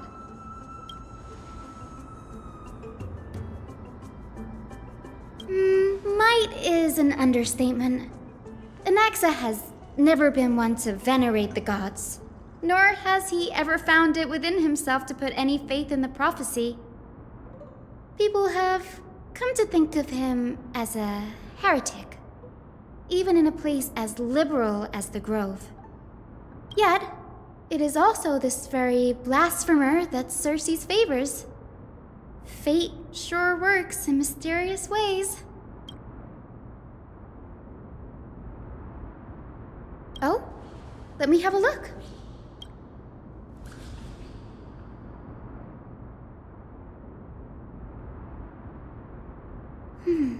By the looks of them, these scrolls are records of two conversations that took place in the same setting, one after the other. Sure, go ahead. The Grove of Epiphany is home to 7 schools of thought. While all 7 schools are founded on the ideologies of Thalesis, the first scholar, each is unique in its own way. Among them, the Venerationists revere and worship the Titans the most. As the sage of the Venerationists, Euthyphro has always been at loggerheads with Anaxa. If we were to place the 7 sages on the scales of Talanton, Anaxa and Euthyphro would be placed on opposite sides to achieve balance.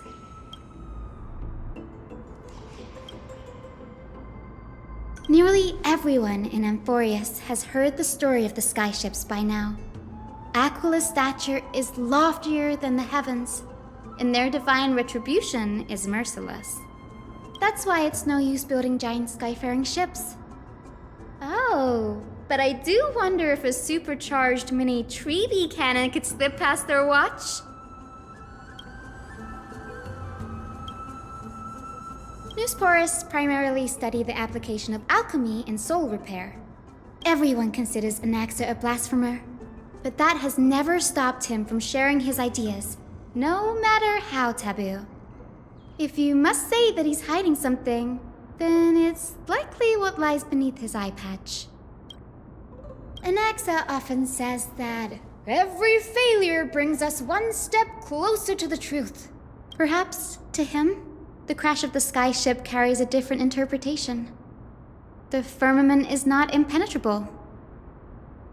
On the contrary, it was precisely because the skyship represented the first step toward breaking free from the shackles of the earth that it provoked the wrath of the Sky Titan and brought divine punishment upon itself.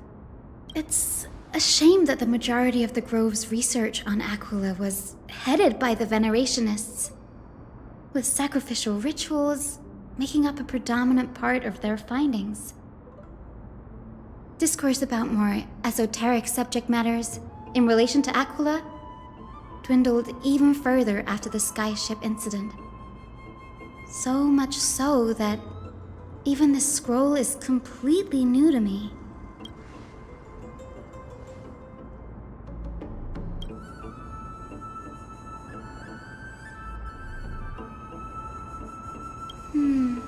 That's what I'd like to know. What are these experiments he's involved in? Even I, the assistant lecturer, know next to nothing about them. I have a bad feeling about this. Could there be more to what happened at the Grove?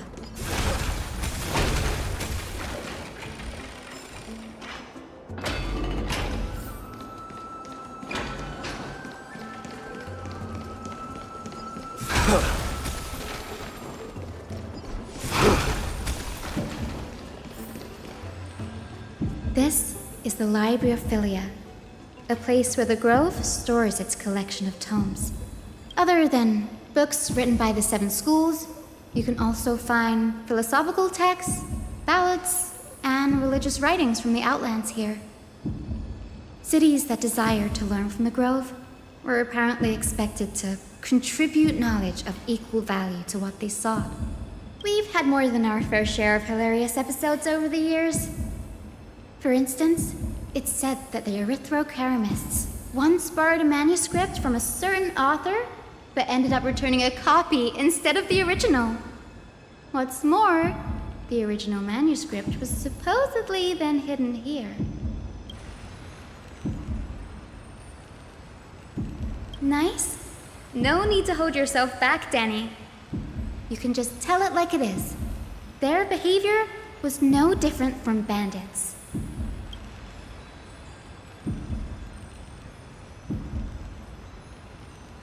Whew. You've got me there. Some said you couldn't even find a dictionary in Castrum Kremnos, so I guess they were spared. There are too many books in the Library of Philia. Flipping through them all will take too long. Why don't we use the Biblioslate to search for the texts we need? We can bring them back to Akama for reading after that.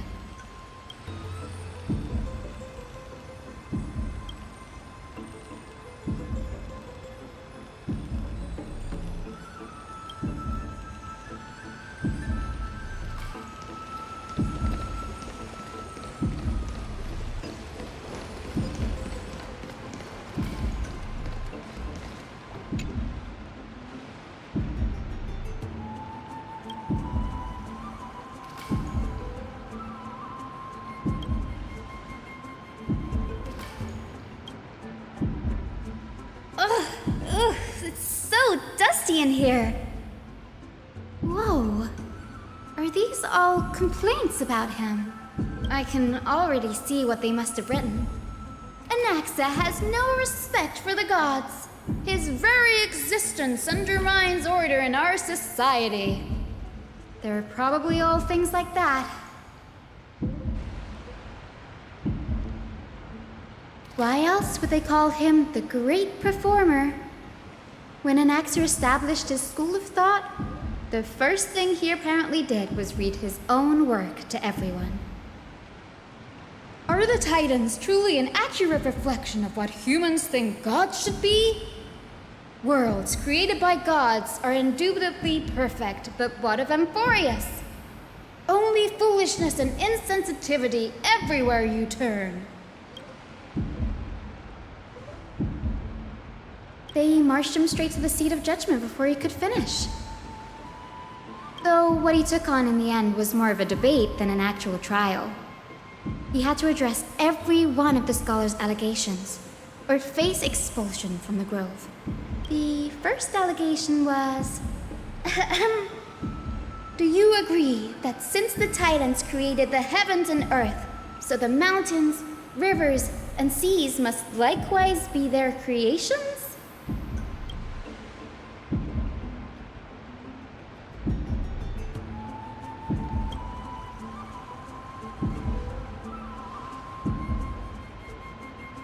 Anaxa would have probably been spared a lot of trouble if he had answered this way. Instead, he quoted past instances of the Flame Chase journey and posited that humans have the potential to take over the divinity of Titans. Needless to say, his critics didn't take kindly to his answer, so they followed up with a second allegation. You claim to be studying souls, yet you are, in fact, defiling them and committing acts condemned by the gods. Do you admit it?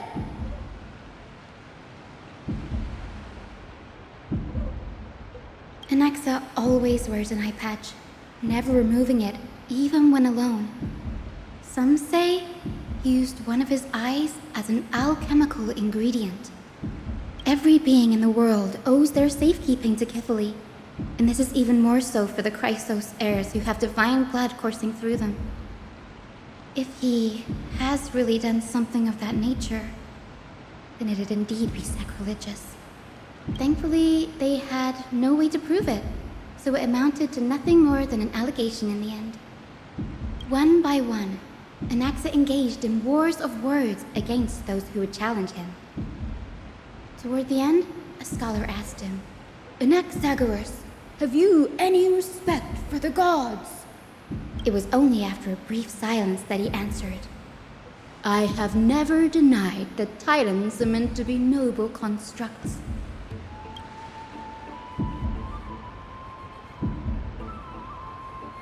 Yes, I'm not sure how that controversy was eventually resolved, but what's for certain at least is that Anaxa was allowed to stay in the Grove where he continued his research, despite being regarded as a heretic. By the way, this stack of complaint letters has reminded me of a place in the Grove. We may find clues there that aren't on the teleslate. I'm talking about Anaxa's alchemy lab, hidden between the cornerstones.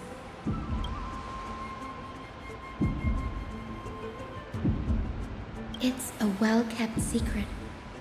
Among the 7 sages, excluding the nominal chief sage, each has a private sanctuary where they can conduct research undisturbed in their free time. Even the administrators of the Library of Philia are restricted from accessing those places and documenting the sage's research. But with the Grove in this state, I'm sure Anaxa won't be mad even if we sneak into the lab for a short while. Right?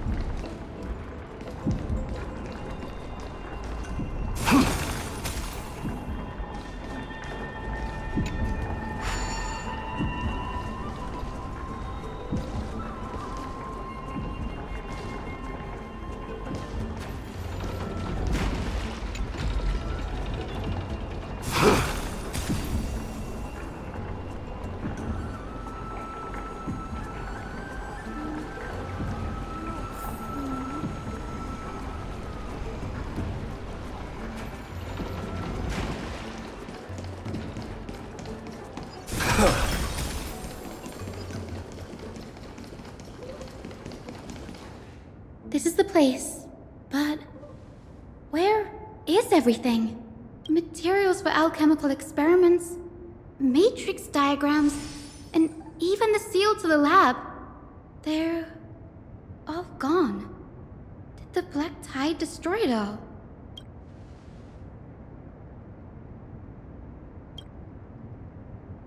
No, not even close. Not only are alchemy experiments high-risk activities, but Professor Anaxa also has a penchant for using bizarre materials. Students often saw him walk in looking right as rain, but come out covered in soot with his hair singed. Naturally, no one dared to come near this place. Huh? That bookshelf over there seems to be the only thing still intact.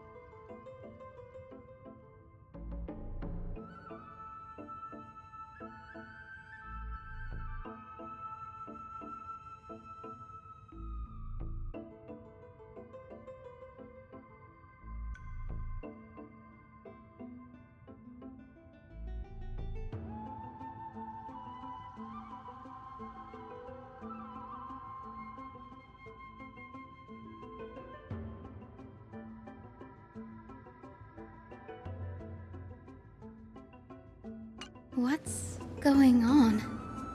Anaxa is conducting research on our friends in Alchema and... me?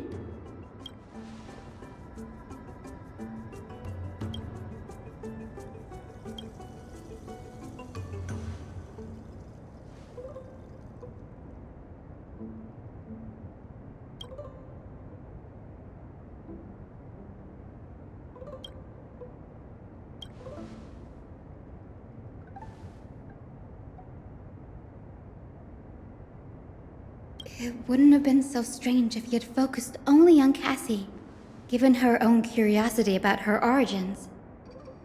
Plus, considering that the new sporists have crafted omnipotent medicines capable of curing diseases, it also makes sense that he would conduct research on immortal Chrysos heirs. But now, it seems Anaxa's objective was never to create medicine, but to identify the origin of the golden blood and figure out its inner workings.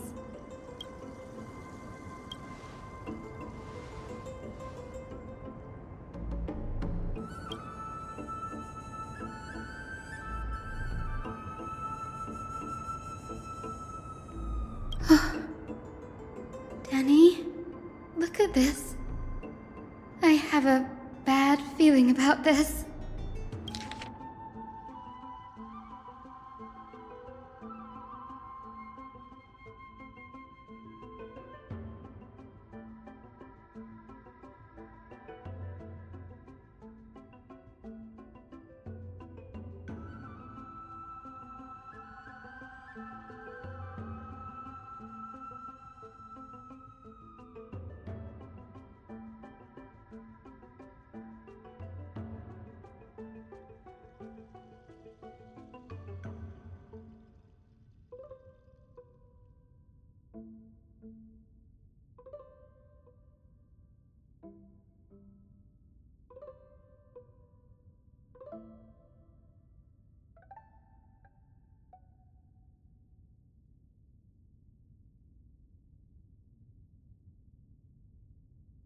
My biggest fear. It's come true. After going through his notes, I think I can piece it all together now. Anaxa was carrying out experiments on soul transmutation. Yes, this is what he was secretly conducting research on. Something he had to keep hidden from others. Compared to his public speeches, this is the real blasphemy. just thought of something. Do you remember when the black tide was approaching? The Grove had planned to send Cersei's core flame to a safe place. But an accident happened along the way, and Anaxa lost his life in the process? That's right. But what if Professor Anaxa's fusion with the core flame of reason wasn't an accident?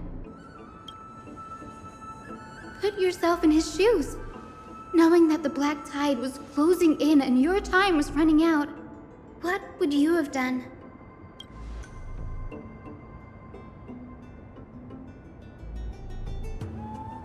Exactly. When the black tide came, the true reason Anaxa headed to the Luminary Throne was to transmute and fuse himself with the Titan's core flame. No. Judging from how he reacted after the event, the results came as a surprise. Maybe he failed to consider the possibility that Cersei's would make a similar decision. The manuscripts detailing all the alchemical formulae have been taken away. His research is still ongoing. Like, what? There's only one Titan left in the world now. No. No way.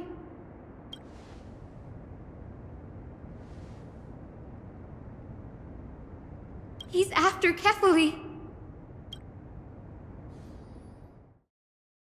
Sir, this sky above us, it's not real, is it? Of course not. This is just an image from a projection device used for educational purposes. A simple trick. The day-night cycle has been lost to this world. So that students like you may still learn about the night sky, astronomers have harnessed the Titan's miraculous power to manipulate the light, projecting the nights of the past here for you. Much like how the sky above the Holy City is also illuminated by Kefali's dawn device. So, the skies of Akama are fake too. You mustn't conclude that, Anaxa. You should know that only a child would expose a trick and be proud of it. Often people know more than they let on. They simply choose to feign ignorance because they have no other choice. Then they're just deluding themselves. People believe in Kefali's tale of Genesis, accepting wholesale whatever the priests preach. But we're different. We've already walked out of the firelit cave of ignorance. We have already realized that we live in a world where Titans make the rules. Even when we look at the sky, we're only seeing what they allow us to see. Rather than gazing at this mockery of a night sky fabricated by them for the rest of my life, why shouldn't I be the one to take control of the projection device instead? So much time has passed since you sowed the seeds of doubt in my heart, child. Many a night, I find myself penning down all my theories and wild ideas, only to burn them to ashes when I open my eyes in the day. Why? Because we'll face death by burning if word gets out? As a sage of the Venerationists, my soul has already become inextricably linked to the Great Tree. Every word I say and every move I make is certain to influence every leaf, every branch, even the tree itself. But above all else, my days are numbered. Instinctively, I have my doubts about the golden blood and the human soul, yet I have no means of verifying them. The golden blood in my veins is woefully thin, and I am loath to waste what little time I have left obsessing over a hypothesis that cannot even be proven in the first place. But I can, sir. I can do it for us. The time is right. Give me all that I need, and I shall accomplish this grand feat on your behalf.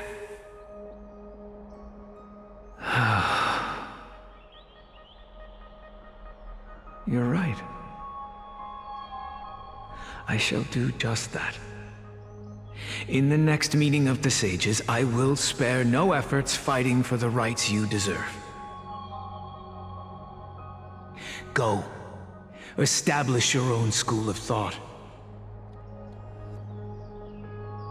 Find out what we are. Become the one who conquers the ultimate truths of the world. Child of humanity. You didn't go to such lengths for an audience with Kefali. Just ask him a few questions, did you? So, you figured it out.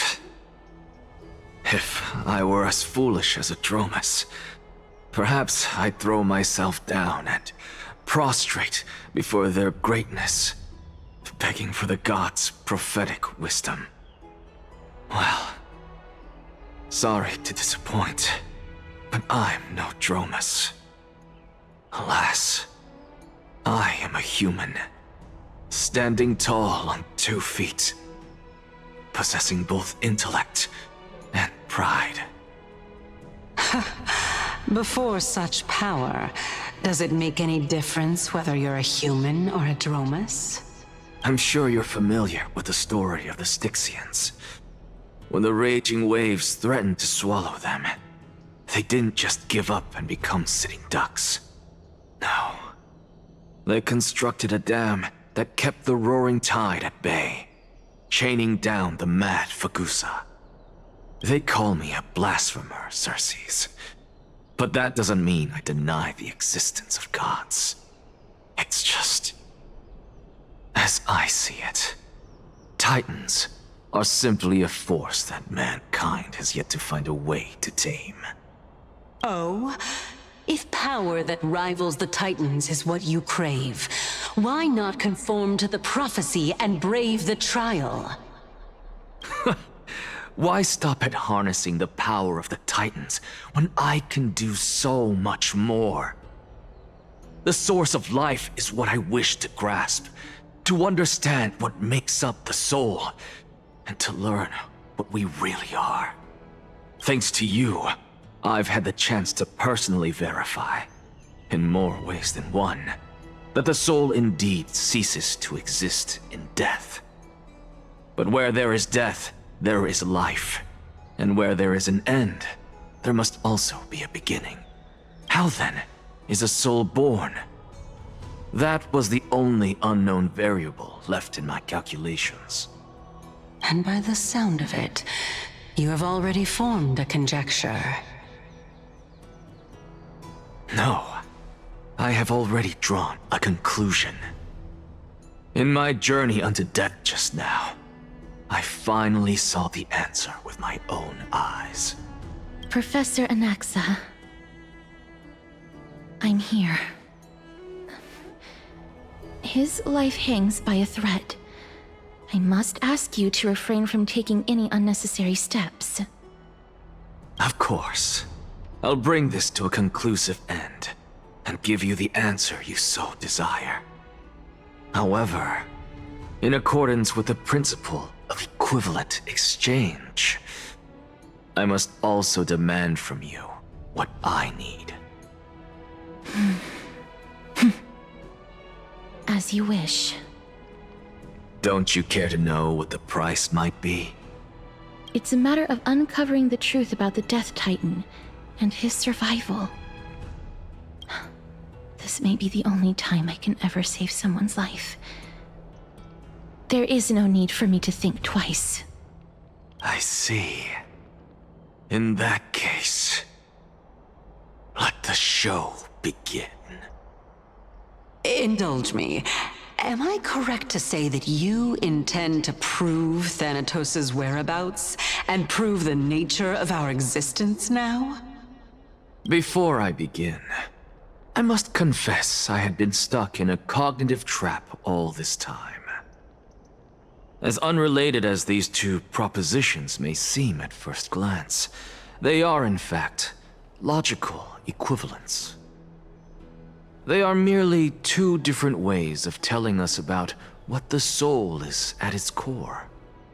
The reason I say this is, as I've mentioned earlier, the answer was hidden in my journey unto death. Anaxa, you were in the Netherrealm?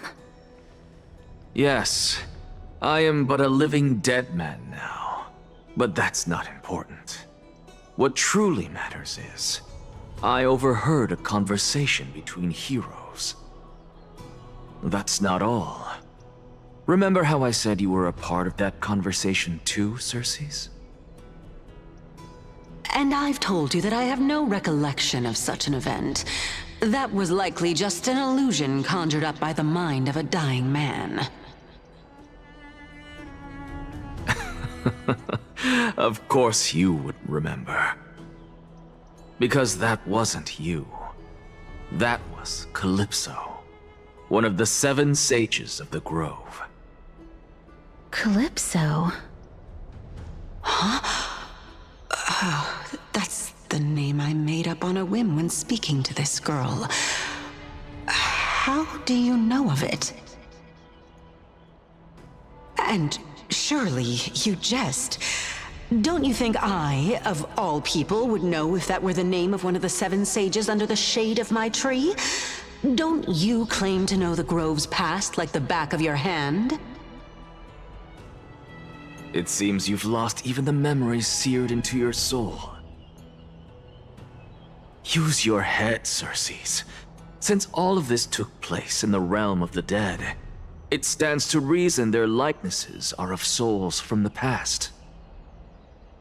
The living cannot step foot into that world, so who could they be?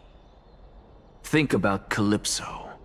Why does she share your likeness, yet you have no idea who she is? The answer is evident, is it not? Those fallen heroes are the mortal incarnations of the Titans before their ascensions to godhood. The gods aren't master creators born out of thin air, and they are no different from humans, because they all evolved from one.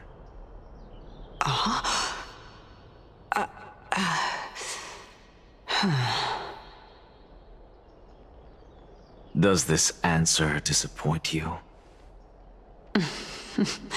Yes, because you've answered nothing.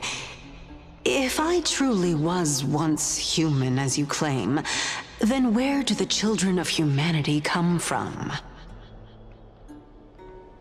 Even on the off chance that you speak the truth, this brings us no closer to grasping Thanatos' whereabouts. How are we to find them? I knew you would say that. But it matters not. I know what I'm doing. Actually, why don't we have this supreme being standing before us tell us everything? You can revive a Titan? Humans cannot return from the dead. Neither can gods. But all we need to do is look at this from a different perspective, and the problem will resolve itself. The solution is simple. Just like what you did to me. If I'm reborn as Kefali, I can rebuild the world and all within it as they once did. Simple, is it not?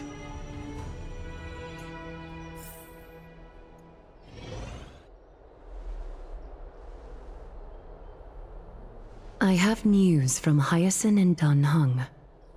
Anaxa might be trying to do something with Kefali's divine body. Kefali? But what could Anaxa want? Is the Council of Elders going to sit around and let such a sacrilegious act unfold? That is not possible. He is indeed the great performer, capable of fooling anyone and everyone with his tricks. I'm sorry. No need for guilt, for this is good news to us. The Council of Elders has found themselves a traitorous ally. Anaxa's ambitious desires will be something we can exploit. What we should be doing now is to keep our eyes peeled for whichever trickery Kindness is up to, and react accordingly to thwart her plans. Being Akima's political center, the Demigod Council holds just as much significance as the Vortex of Genesis. Someday, after my duty is over, this site will take the place of the battlefield where you hunt gods, become the next challenge you are to overcome.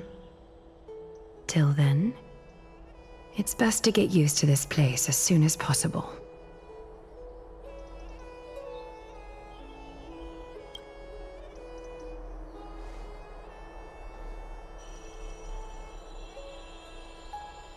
Preposterous! The Christos heirs only have their standing because of the Council of Elders! How dare they trample over it!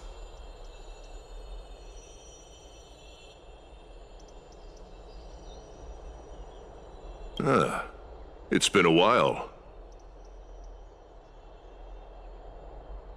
What is that supposed to mean? Is this really the sort of person that the young lord praised as a ferocious warrior? It has indeed been some time, Lord Krateros. What brings you here in such haste?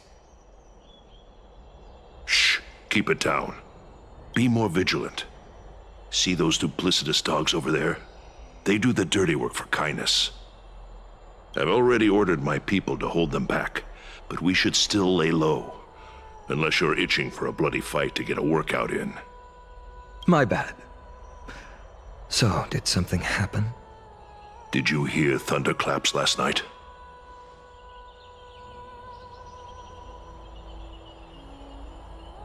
Thunderclaps are beacon signals of strife. They are a message from the young lord. He threw a spear bearing several words at Akama. Watch out. The Flame Reaver is back. I guessed as much. We didn't actually kill them back at the Kremnos Arena. I figured this is something you would want to know. We Kremnoans never back down from a fight. So if you plan to take that thing down in a battle, reach out to me anytime. You have my gratitude. I will let Aglaya know about this right away. Remind her to be on her toes while you're at it. That vicious Kindness has been unusually active lately. Those lackeys she keeps under cover have been going in and out of the city a lot more frequently these days. Some even seem to be getting Kremnoans to defect to the Council. How dare you! Don't place that! That's... Looks like you can see it for yourself. We should get back. Thank you for the intel, Lord Krateros.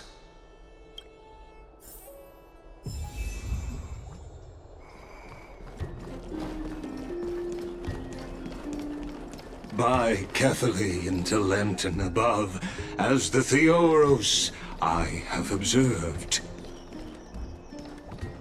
Virtuous citizens of Akama, Finan Vides, Elysiae, and the Outlander are heading toward us. Aglaya, what happened here? I know about the poisonous fangs of that king snake through the golden threads. In the past, I would be confident about keeping her in check, but I admit I am now unable to do so. What do you mean? It is no longer about eloquence or arguments. I have been a demigod for far too long that I hardly have any humanity left. Before I realized it, I have become no different from these hypocrites. no longer capable of relating to the people. This has come a lot sooner than I expected. But perhaps it is time. I need you to step up, Finan, in order for me to retreat behind the scenes. Yes, this is my duty, but... It is far easier for the Council of Elders to fool many than just fool one person. Their so-called more support is no more than a ruse to distribute power using words instead of lances. There is no glory in winning this debate, but that makes having respect for humans so much more priceless. Finan, you are a Chrysos heir without flaw, capable of relating deeply with humans. I appreciate what you've taught me, Aglaya. I hope we'll live up to your expectations and win this debate.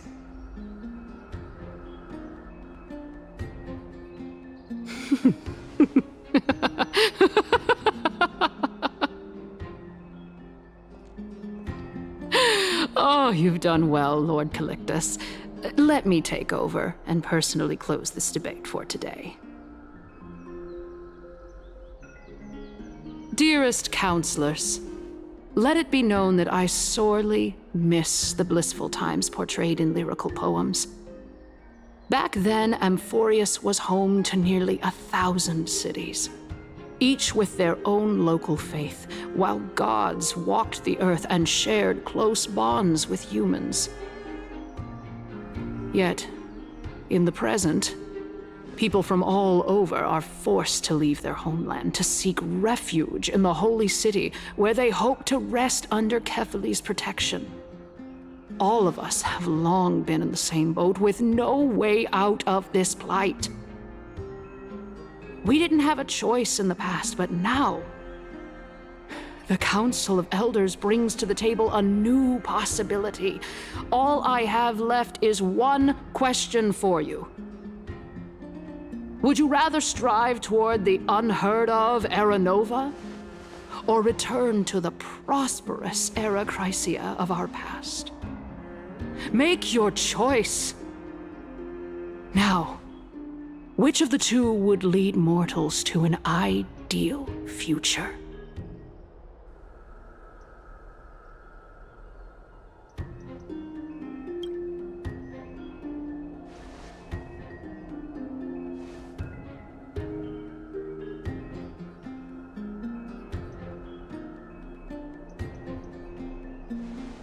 We all know that Era Chrysia is a thing of the past, Lady Cainus.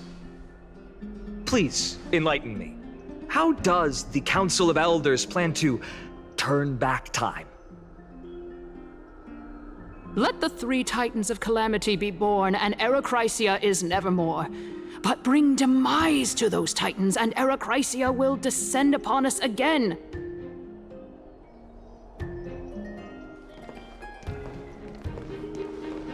Know that the Council of Elders is never one to make empty promises.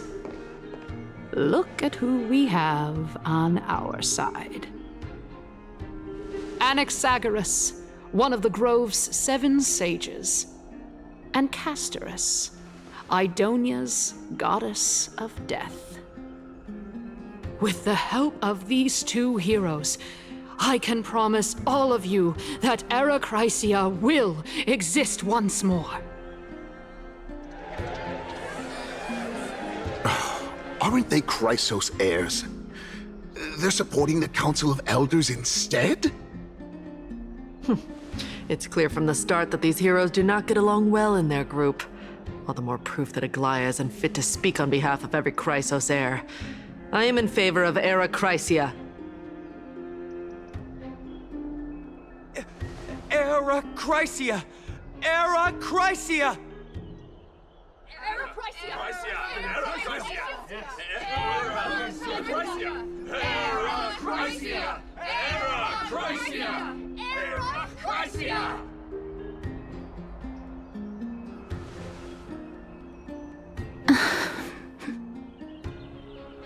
Castorus? Why are you standing over there? You finally arrived, Naxa. So have you. Cass. Don't worry, Aglaya. Well, I know that you have many queries. Could you continue to converse like how the citizens normally do?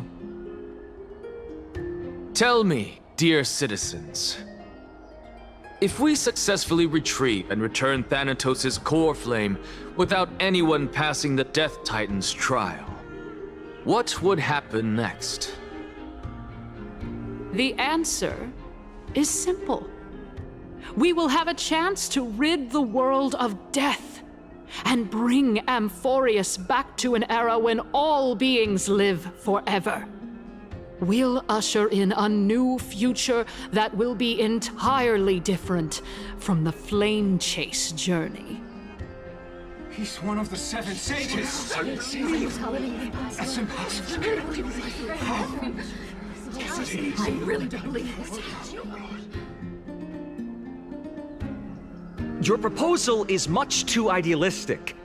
As long as the Black Tide still exists, how can we go back to the old days? Remember what I previously said? Kefali's core flame is guarded by the secret power of the Council of Elders. Plus, Fagusa's water curtain will be able to block out any external perceptions. Tell me, dear citizens, have any of you ever seen even a glimpse of the threat that this person is talking about anywhere within the walls of this majestic holy city?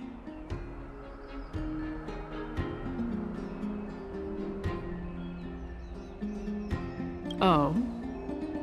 Could it be that you heard that from the Flame Reaver themselves? Citizens, let's loudly sing the blessed hymn. Oh, beautiful old world, where are you now? Oh, legendary Erechrysia, return to the mortal realm!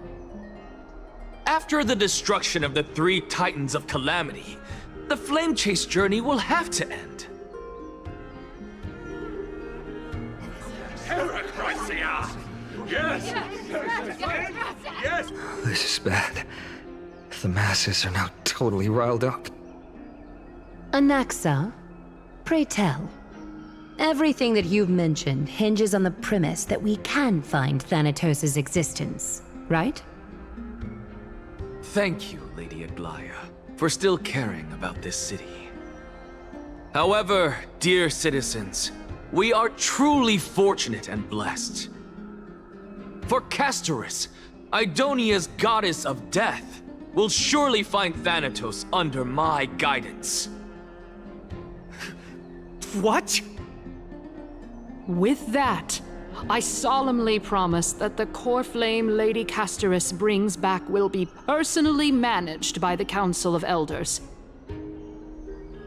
Thereafter, if we are able to garner the support of all of you at the Citizens' Assembly, we shall spare no effort in ensuring that the Erechrysia will return to our world once again.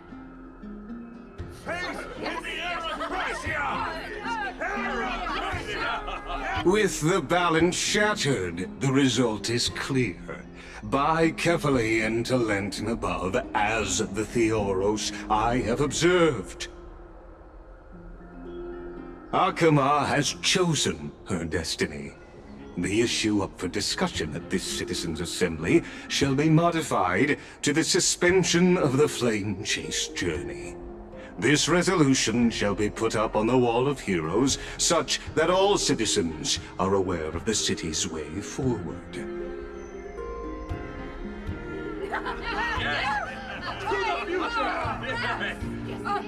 Aglaya, dear Aglaya, what has caused your heart to soften? You also don't seem to be as quick-witted as before. Wag your tongue as much as you like. Since the Flame Chase journey has been preordained by the prophecy, our failure has never been on the cards. Well then, I guess we'll find out if that's true at the Citizens' Assembly.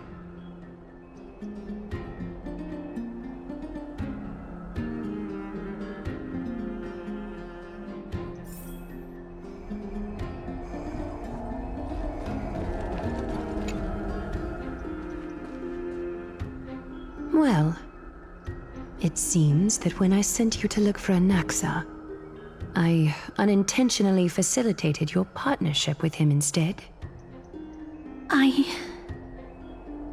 My apologies, everyone. I know that you have many questions to ask me. I will answer them to the best of my knowledge.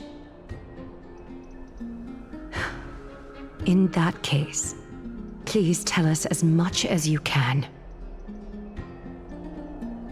In actuality, he showed me a past that was both long and heavy. The reason I say this is as I've mentioned earlier. The answer was hidden in my journey unto death. Anaxa, you were in the Netherrealm? Yes, I am but a living dead man now, but that's not important. What truly matters is, I overheard a conversation between heroes.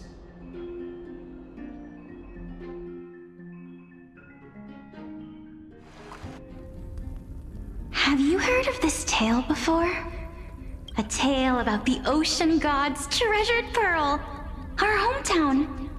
It was a seaside town which enjoyed the ocean breeze and glorious, peaceful times, thanks to the wisdom of its ruling queen. Until one day, an evil dragon descended upon the town. Its wings were large enough to blot out the sun, while its claws were sharp enough to rip the waves apart. It barged into the tall tower and devoured the queen's beloved daughter. It even settled itself in her bedroom, like a tyrant king. The queen assembled 300 warriors who managed to subdue the evil dragon by chaining it up. However, when the queen slit open the dragon's belly, she realized that the princess had long since been digested, and all that was left of her was a pile of bones. Devastated, the queen wept for several days.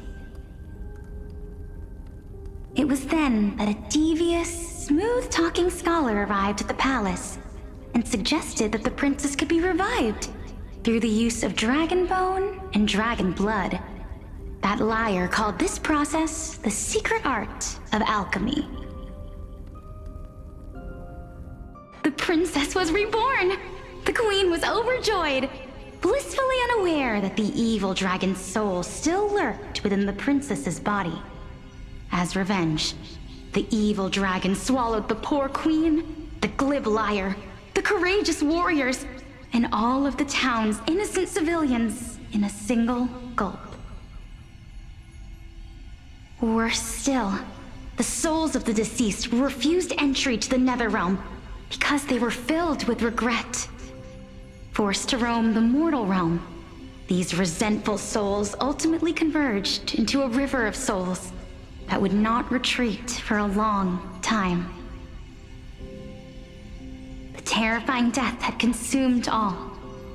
Thereafter, our hometown fell into ruin as well. Until...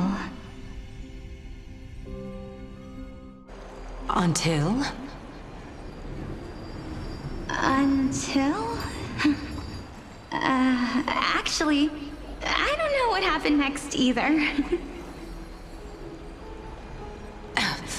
Oh, my. It seems that you still like to whet people's appetites even after all this time, Pelixia. So, according to your story, this is how I used to look? It's practically a mirror image. And yet, what exactly is this? A miracle that I created with alchemy. As for what it is and how I was able to accomplish it, I'll keep the answers to myself for now. Oh, my goodness. Is this cliffhanger really necessary?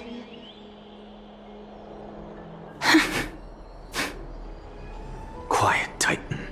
Continue to enjoy this splendid play, and the truth will naturally reveal itself. dragon, huh? I've heard this legend before. In that case, what do you think of it? I think that this so-called alchemy was a tenuous analogy added to the story by future generations. After all, you've never heard of a tradition of alchemy in your hometown before, have you? Indeed. Before I left home to pursue my education, I never even knew that anybody was looking into this area of study. Therefore, we can just treat this tale as a fable told to young children. A fable, you say? If so, what moral is it trying to impart to the kids? I guess it might be the concept of equivalent exchange? Oh? I thought the moral might be closer to something like honor the dead. Huh. What? At a loss for words? No, I merely realized that we're both thinking of the same principle. If life is priceless, then there is hardly anything else in this world that is of equal weight to it, right? Indeed. As expected of the wisest scholar in the land.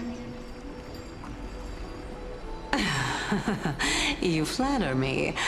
Why don't I ask you a question as well, as a form of equivalent exchange? Of course. What is your question? If I imparted my knowledge of the art of alchemy to you, would you use it to resurrect someone you loved? What? What kind of strange question is this? I got it. You're just trying to get me to tell you whether I like anyone, right? Let's just leave it at that. That was rude of me. Yes, I would. Oh? Death is inevitable. In the days to come, I'm certain that someone whom I cherish deeply will leave me for good. If such a mighty power really existed, I think I would use it without hesitation. After all, you, me, and the rest will all have to face that fateful moment eventually.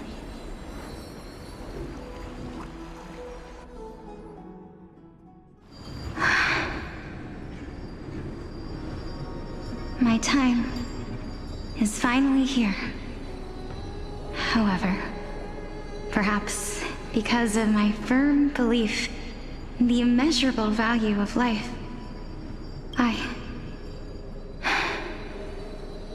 I am unable to complete the trial. You shall wither, and through that, the dead will sprout again from the remains, and be reborn with the dead flame.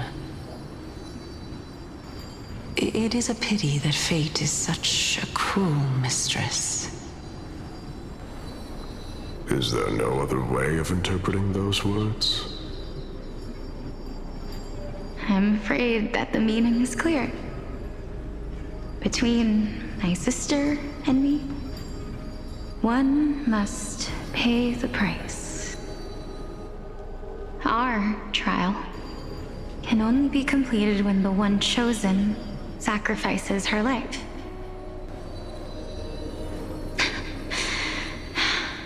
I'm afraid that the prophecy might even have selected a pair of twins for this exact purpose. Fortune makes fools of us all. My sister is prepared to sacrifice herself. And yet, I can't do the same. How absurd. My time is almost up, but I'm still afraid to welcome death. What should we do? If I'm ultimately not able to make up my mind... Since Chaos is willing to guide all of us and leave this trial to the end, there is still plenty of time for you to ponder. That's right. Don't allow the fog of an uncertain future to cloud your mind. Trial, prophecy, the topics that they're discussing seem familiar. But these three people must not have left their names in the epics. Otherwise, I would have some recollection of this. Amphorius's history before the Titans were born was complete chaos. Is that not strange by itself? I have long held 3 hypotheses about this. However, let's continue watching for now. Calypso, Polixia, and this warrior. I seem to have met him somewhere before. Regarding this matter, Nias, are you confident that you'll complete your trial? Of course. Though, I am worried about what will happen once I've emerged victorious.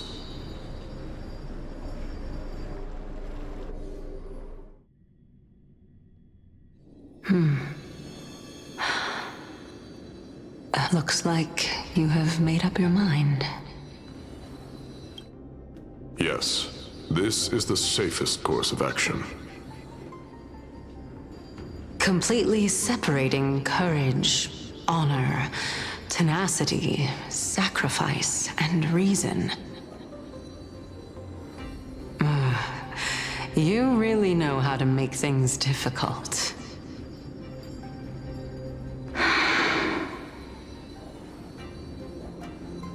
Please, young lady, witness my fall and demise. Lady Calypso, you shall host the soul-rending ceremony.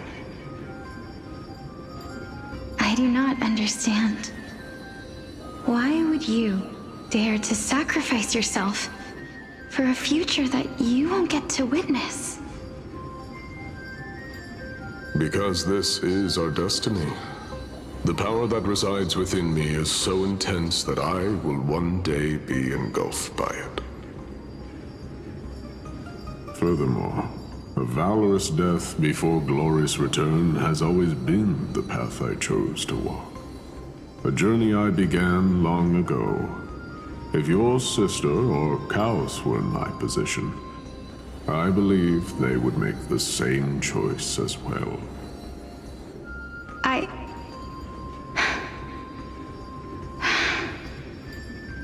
I'm not that brave. I don't know how I'm supposed to face such a serious affair.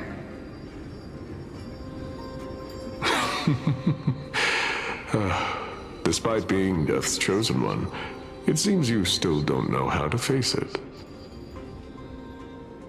Let's chat, young lady. Perhaps I shouldn't end my journey so hastily. Since there's still time, I'm not worried about letting fate wait a little longer. Of course. This warrior is Lord Nias.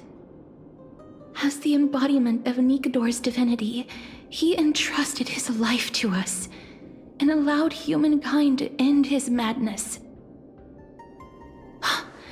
That means that what I'm currently seeing before my eyes is, in fact... Looks like one hypothesis of mine has already been proven true. These heroes are the true forms of the Titans, before they attain their divinity. If so, the chosen one of death that he speaks of is actually... Polixia? Is the previous form of Thanatos? But her appearance... If this is true, as long as we can find out where she went, we'll naturally be able to figure out the location of the Death Titan.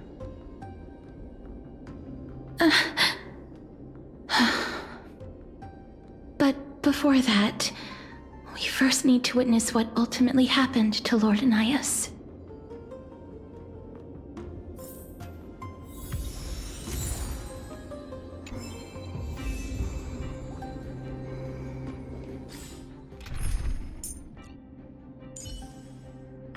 Lord Mighty, let's each do our duty.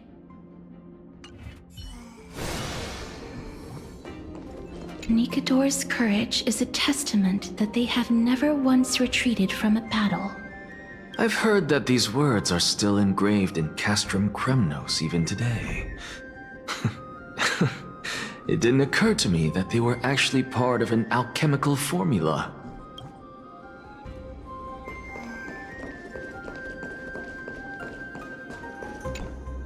Honor, courage, tenacity, sacrifice.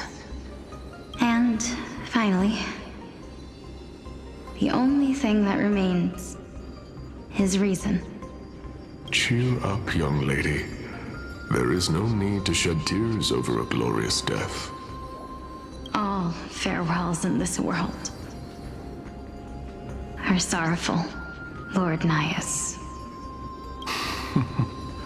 No, young lady. As a warrior, I have witnessed too many bitter deaths. But now, all I feel is peace. I did not know until this moment that mortals could live their lives in such a way. Although only a sliver of your soul remains, you remain so optimistic. Or maybe the truth is that you aren't able to feel sorrow anymore. To be honest, I don't know either. But I am certain of one thing. This is not an acceptance of death nor apathy toward it. It's not even a feeling of despair. I am just enjoying what remains of my life to the fullest. Enjoying? Indeed. Along this journey that we've taken together, not only have I changed the world, I myself have also changed in the process. And now I have reached the journey's end. When I look back and see the grand epic that I've personally written, how could I not revel in that fact? But when you depart the mortal realm, won't all of your accomplishments be reduced to nothing? Separation and death are two sides of the same coin. Reconciling this doesn't come easily for a mortal.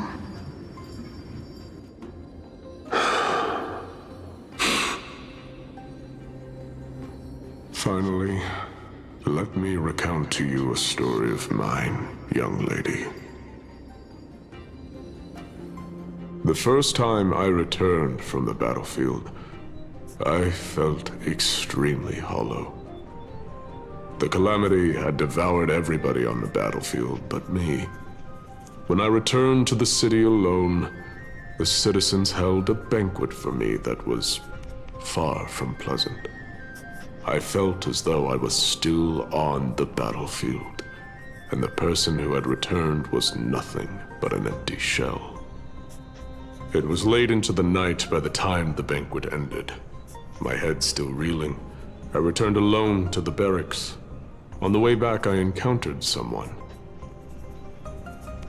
It was a crazed scholar looking at the night sky and muttering to himself by the side of the road. Although I tripped over him and fell, I wasn't angry in the slightest. And maybe because I saw myself in him, I inexplicably asked him a question. Do you think that it'd be better if we just died on the roadside like a couple of stray dogs? To my surprise, he shrugged his shoulders and sighed. How does someone who is currently experiencing death, dying and living, afford the same amount of bliss? Now please go away and don't block my starlight. Are you trying to say that there is no difference between living and dying? For they are both journeys that lead toward death? That's exactly what life is, and death is, but a scale to measure how valuable the journey was. Journeys and epics are only glorious and magnificent because all things eventually fade to dust. Therefore, young lady, don't detest your fate. Instead, willingly and respectfully embrace it. The embodiment of strife telling me about the majesty of the world. Indeed. I believe that when the fated moment eventually arrives, you will be able to understand my words. It is time for me to knock on death's door. I will set up a long table at the end of the road and humbly await your arrival. When that moment finally comes, let us drink and be merry then.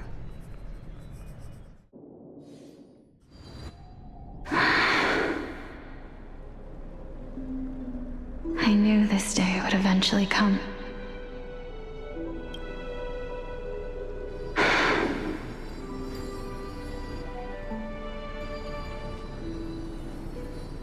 Are the both of you ready? Mm-hmm. Polixia. I'm here.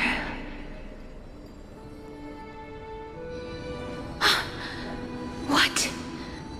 This... This is quite interesting indeed. Is this... Polixia's sister? Is it... me?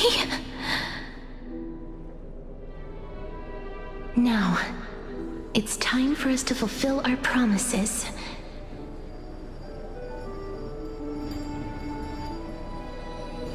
Are you afraid?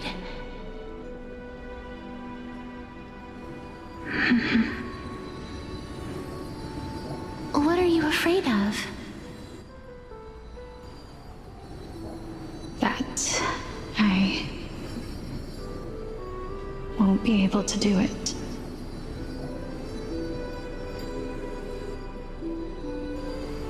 You shall wither, and through that, the dead will sprout again from the remains, and be reborn with the dead flame. As foretold in the prophecy, and according to our vows, once it all ends, we must face our fated moment head-on. Even if it was prophesied, do we have no say in the matter? It's so unfair. Why are we the only ones who are forced into mutual destruction? Let me do it, sister. Let me be death's sacrifice. I was never long for this world anyway. But you're different. I was the one who wasted your life after all.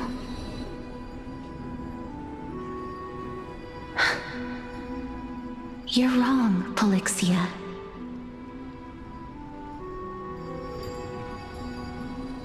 I don't think that my life was wasted. Just the opposite. When I finally arrived at this destination and looked back at the journey I took, I discovered that flowers had long since bloomed along the path I walked.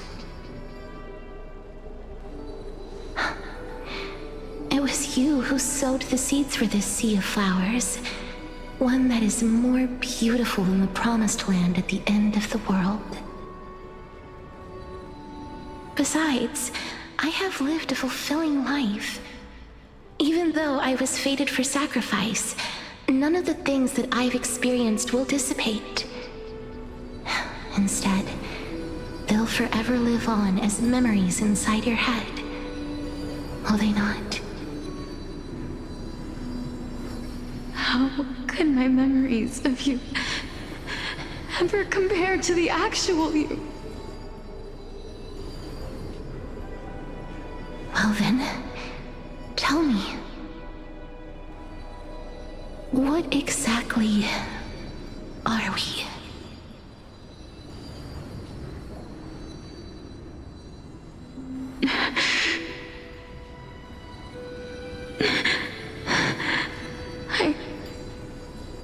I don't know.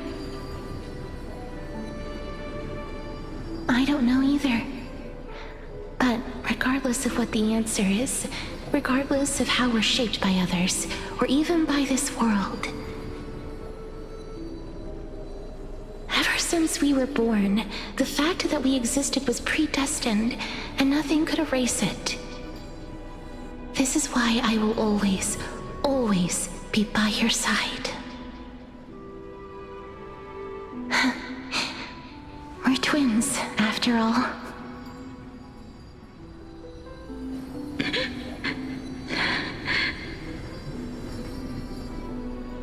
All right, my dear Polixia.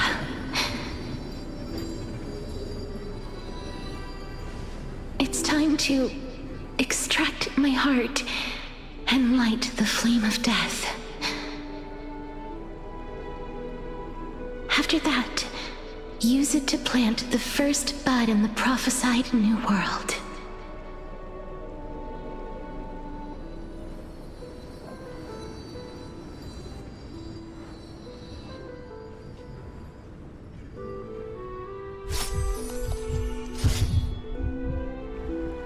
If I imparted my knowledge of the art of alchemy to you, would you use it to resurrect someone you loved?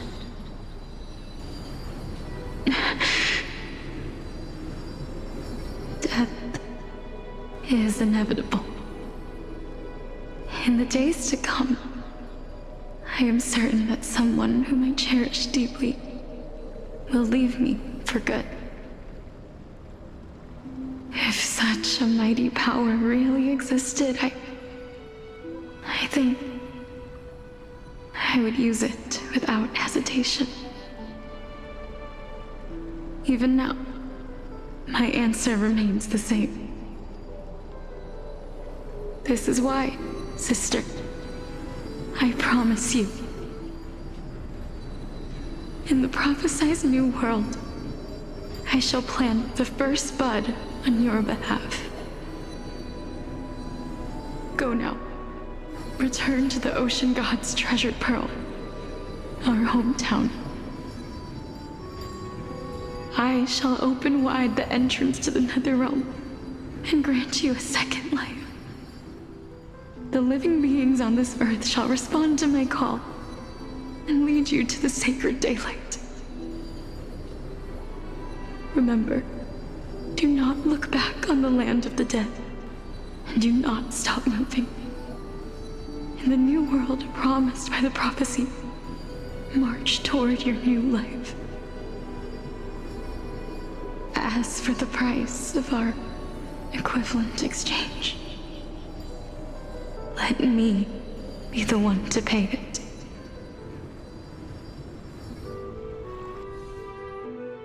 Everybody, we've come to the end.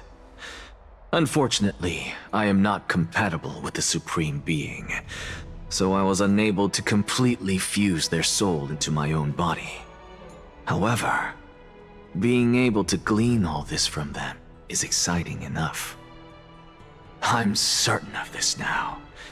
Before the Titans that we are well acquainted with were born, a group of heroes roamed the land. These heroes followed a prophecy and took possession of divine authorities one by one, until they eventually became the pantheon of the New World. Just like the flame chase journey of today, Amphorius' history is cyclical in nature. Huh. What a startling revelation. This means that the demigods, who bear the core flames, will also become the new Titans at the world's end, thereby shaping a new world? I believe that this is the truth behind the Era Nova as mentioned in the prophecy. This is utterly unbelievable. Besides, those twins in the past, even if they really are Thanatos, their whereabouts are still unknown even today. Are their whereabouts truly unknown? Didn't Polixia mention that seaside town, the birthplace of alchemy and the tale of the dragon? In our world, there exists a city which perfectly matches that description. Styxia. But the people there worship Vagusa and bear no relation to Thanatos. I have also never been to that place, as in the time of Idonia, it had long turned into underwater ruins. Take this. This is... the new Sporist masterpiece, the Philosopher's Stone. It was made by transmuting all of the sages' wisdom into a single entity, with their flesh and blood as its foundation.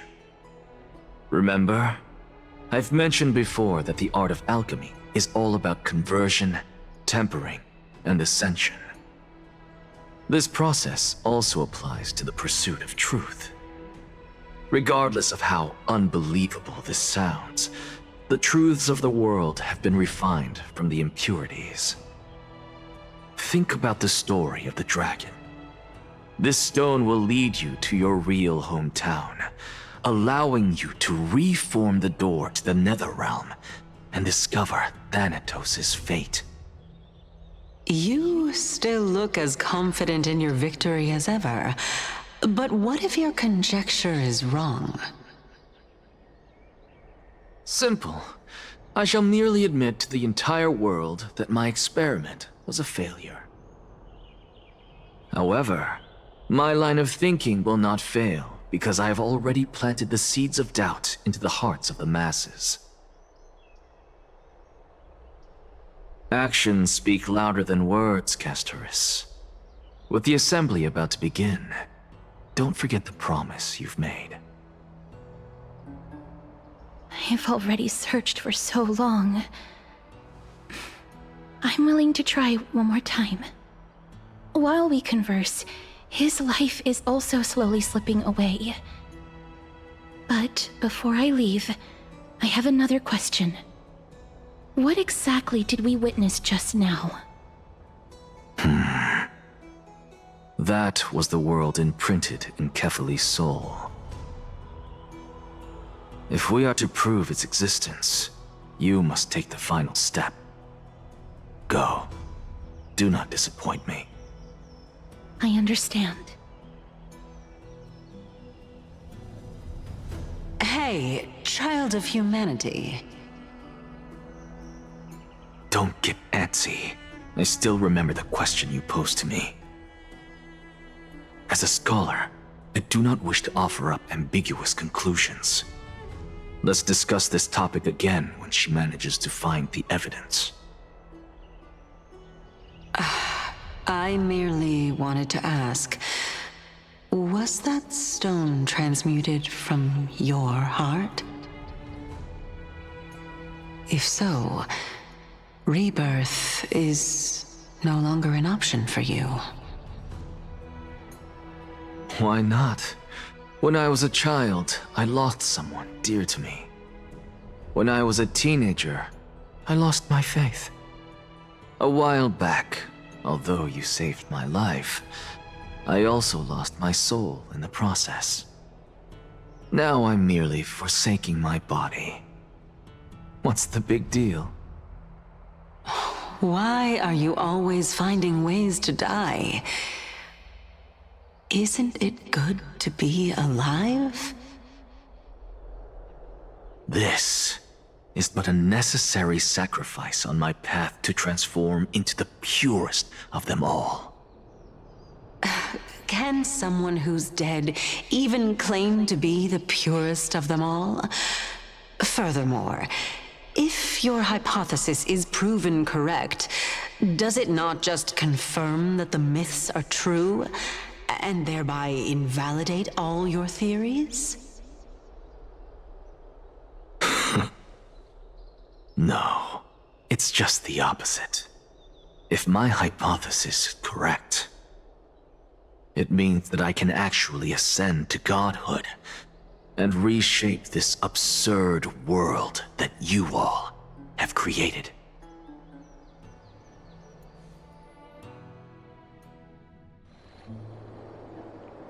That's a lot to take in at once.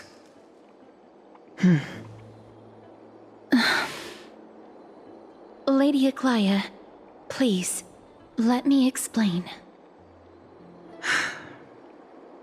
Go on. You know that the core flame of death has always been the greatest unknown regarding the Era Nova, which is why both you and Kindness desire to gain the power to control that core flame in the approaching Citizens' Assembly. Professor Anaxa has come to a consensus with Kindness. They want to suspend the trial once Thanatos' core flame is reclaimed, hoping thus to eradicate death from this world. If they're successful, then the flame chase journey will cease, and Akama can enjoy everlasting peace. But I know this runs counter to your wishes. So long as we do not usher in Era Nova, the Black Tide will never be eradicated. Even with Lord Mighty on the front line, and the Black Tide not posing an immediate risk, the danger nevertheless remains. Honestly, it's difficult for me to assess the pros and cons in this decision. But someone must bring the core flame before we can begin negotiations over it. The Titan could be very near. I cannot let this chance slip by. Besides, someone has to make this trip to bring back Mr. Soul. Well said. You already had every reason to seek an audience with Thanatos. It's that great performer who has weaponized your wishes and placed us in this difficult situation. A world without death. Do you desire that too? If fate dictates that my path must oppose yours, I will do all I can to resist it and protect what I aspire to achieve. Lord Mighty showed me that without taking the first step, all talk of what follows is moot. I have always hoped to hear you speak your mind, Cass. And I am glad to have heard your true thoughts.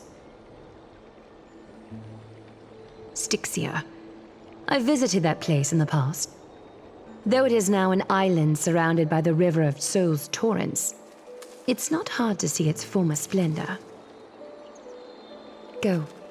I will not stand in your way. As for you, you are someone who has cheated death. I believe you have more than enough reason to make the trip with Casterus and meet the god of death himself. Casterus, I too look forward to your journey. I wonder what kinds of new interpretations your completed story will bring to the Flame Chase journey. Thank you, Lady Aglaya. I hate to put a damper on this heartwarming moment, but If Styxia is now an island surrounded by the river of Soul's torrents, then how do we find a way in? Lady Treby is probably... The answer is quite simple. In the Myths, Zagreus once made the domain of the dead their treasure vault. That is to say, they could enter and leave the Nether Realm as they pleased. And if they could do that, then it follows that the demigod who inherited their divinity must be capable of the same. I'll see you at Marmorial Palace at Action Hour tomorrow. Cypher shall be your guide to finding that ancient city.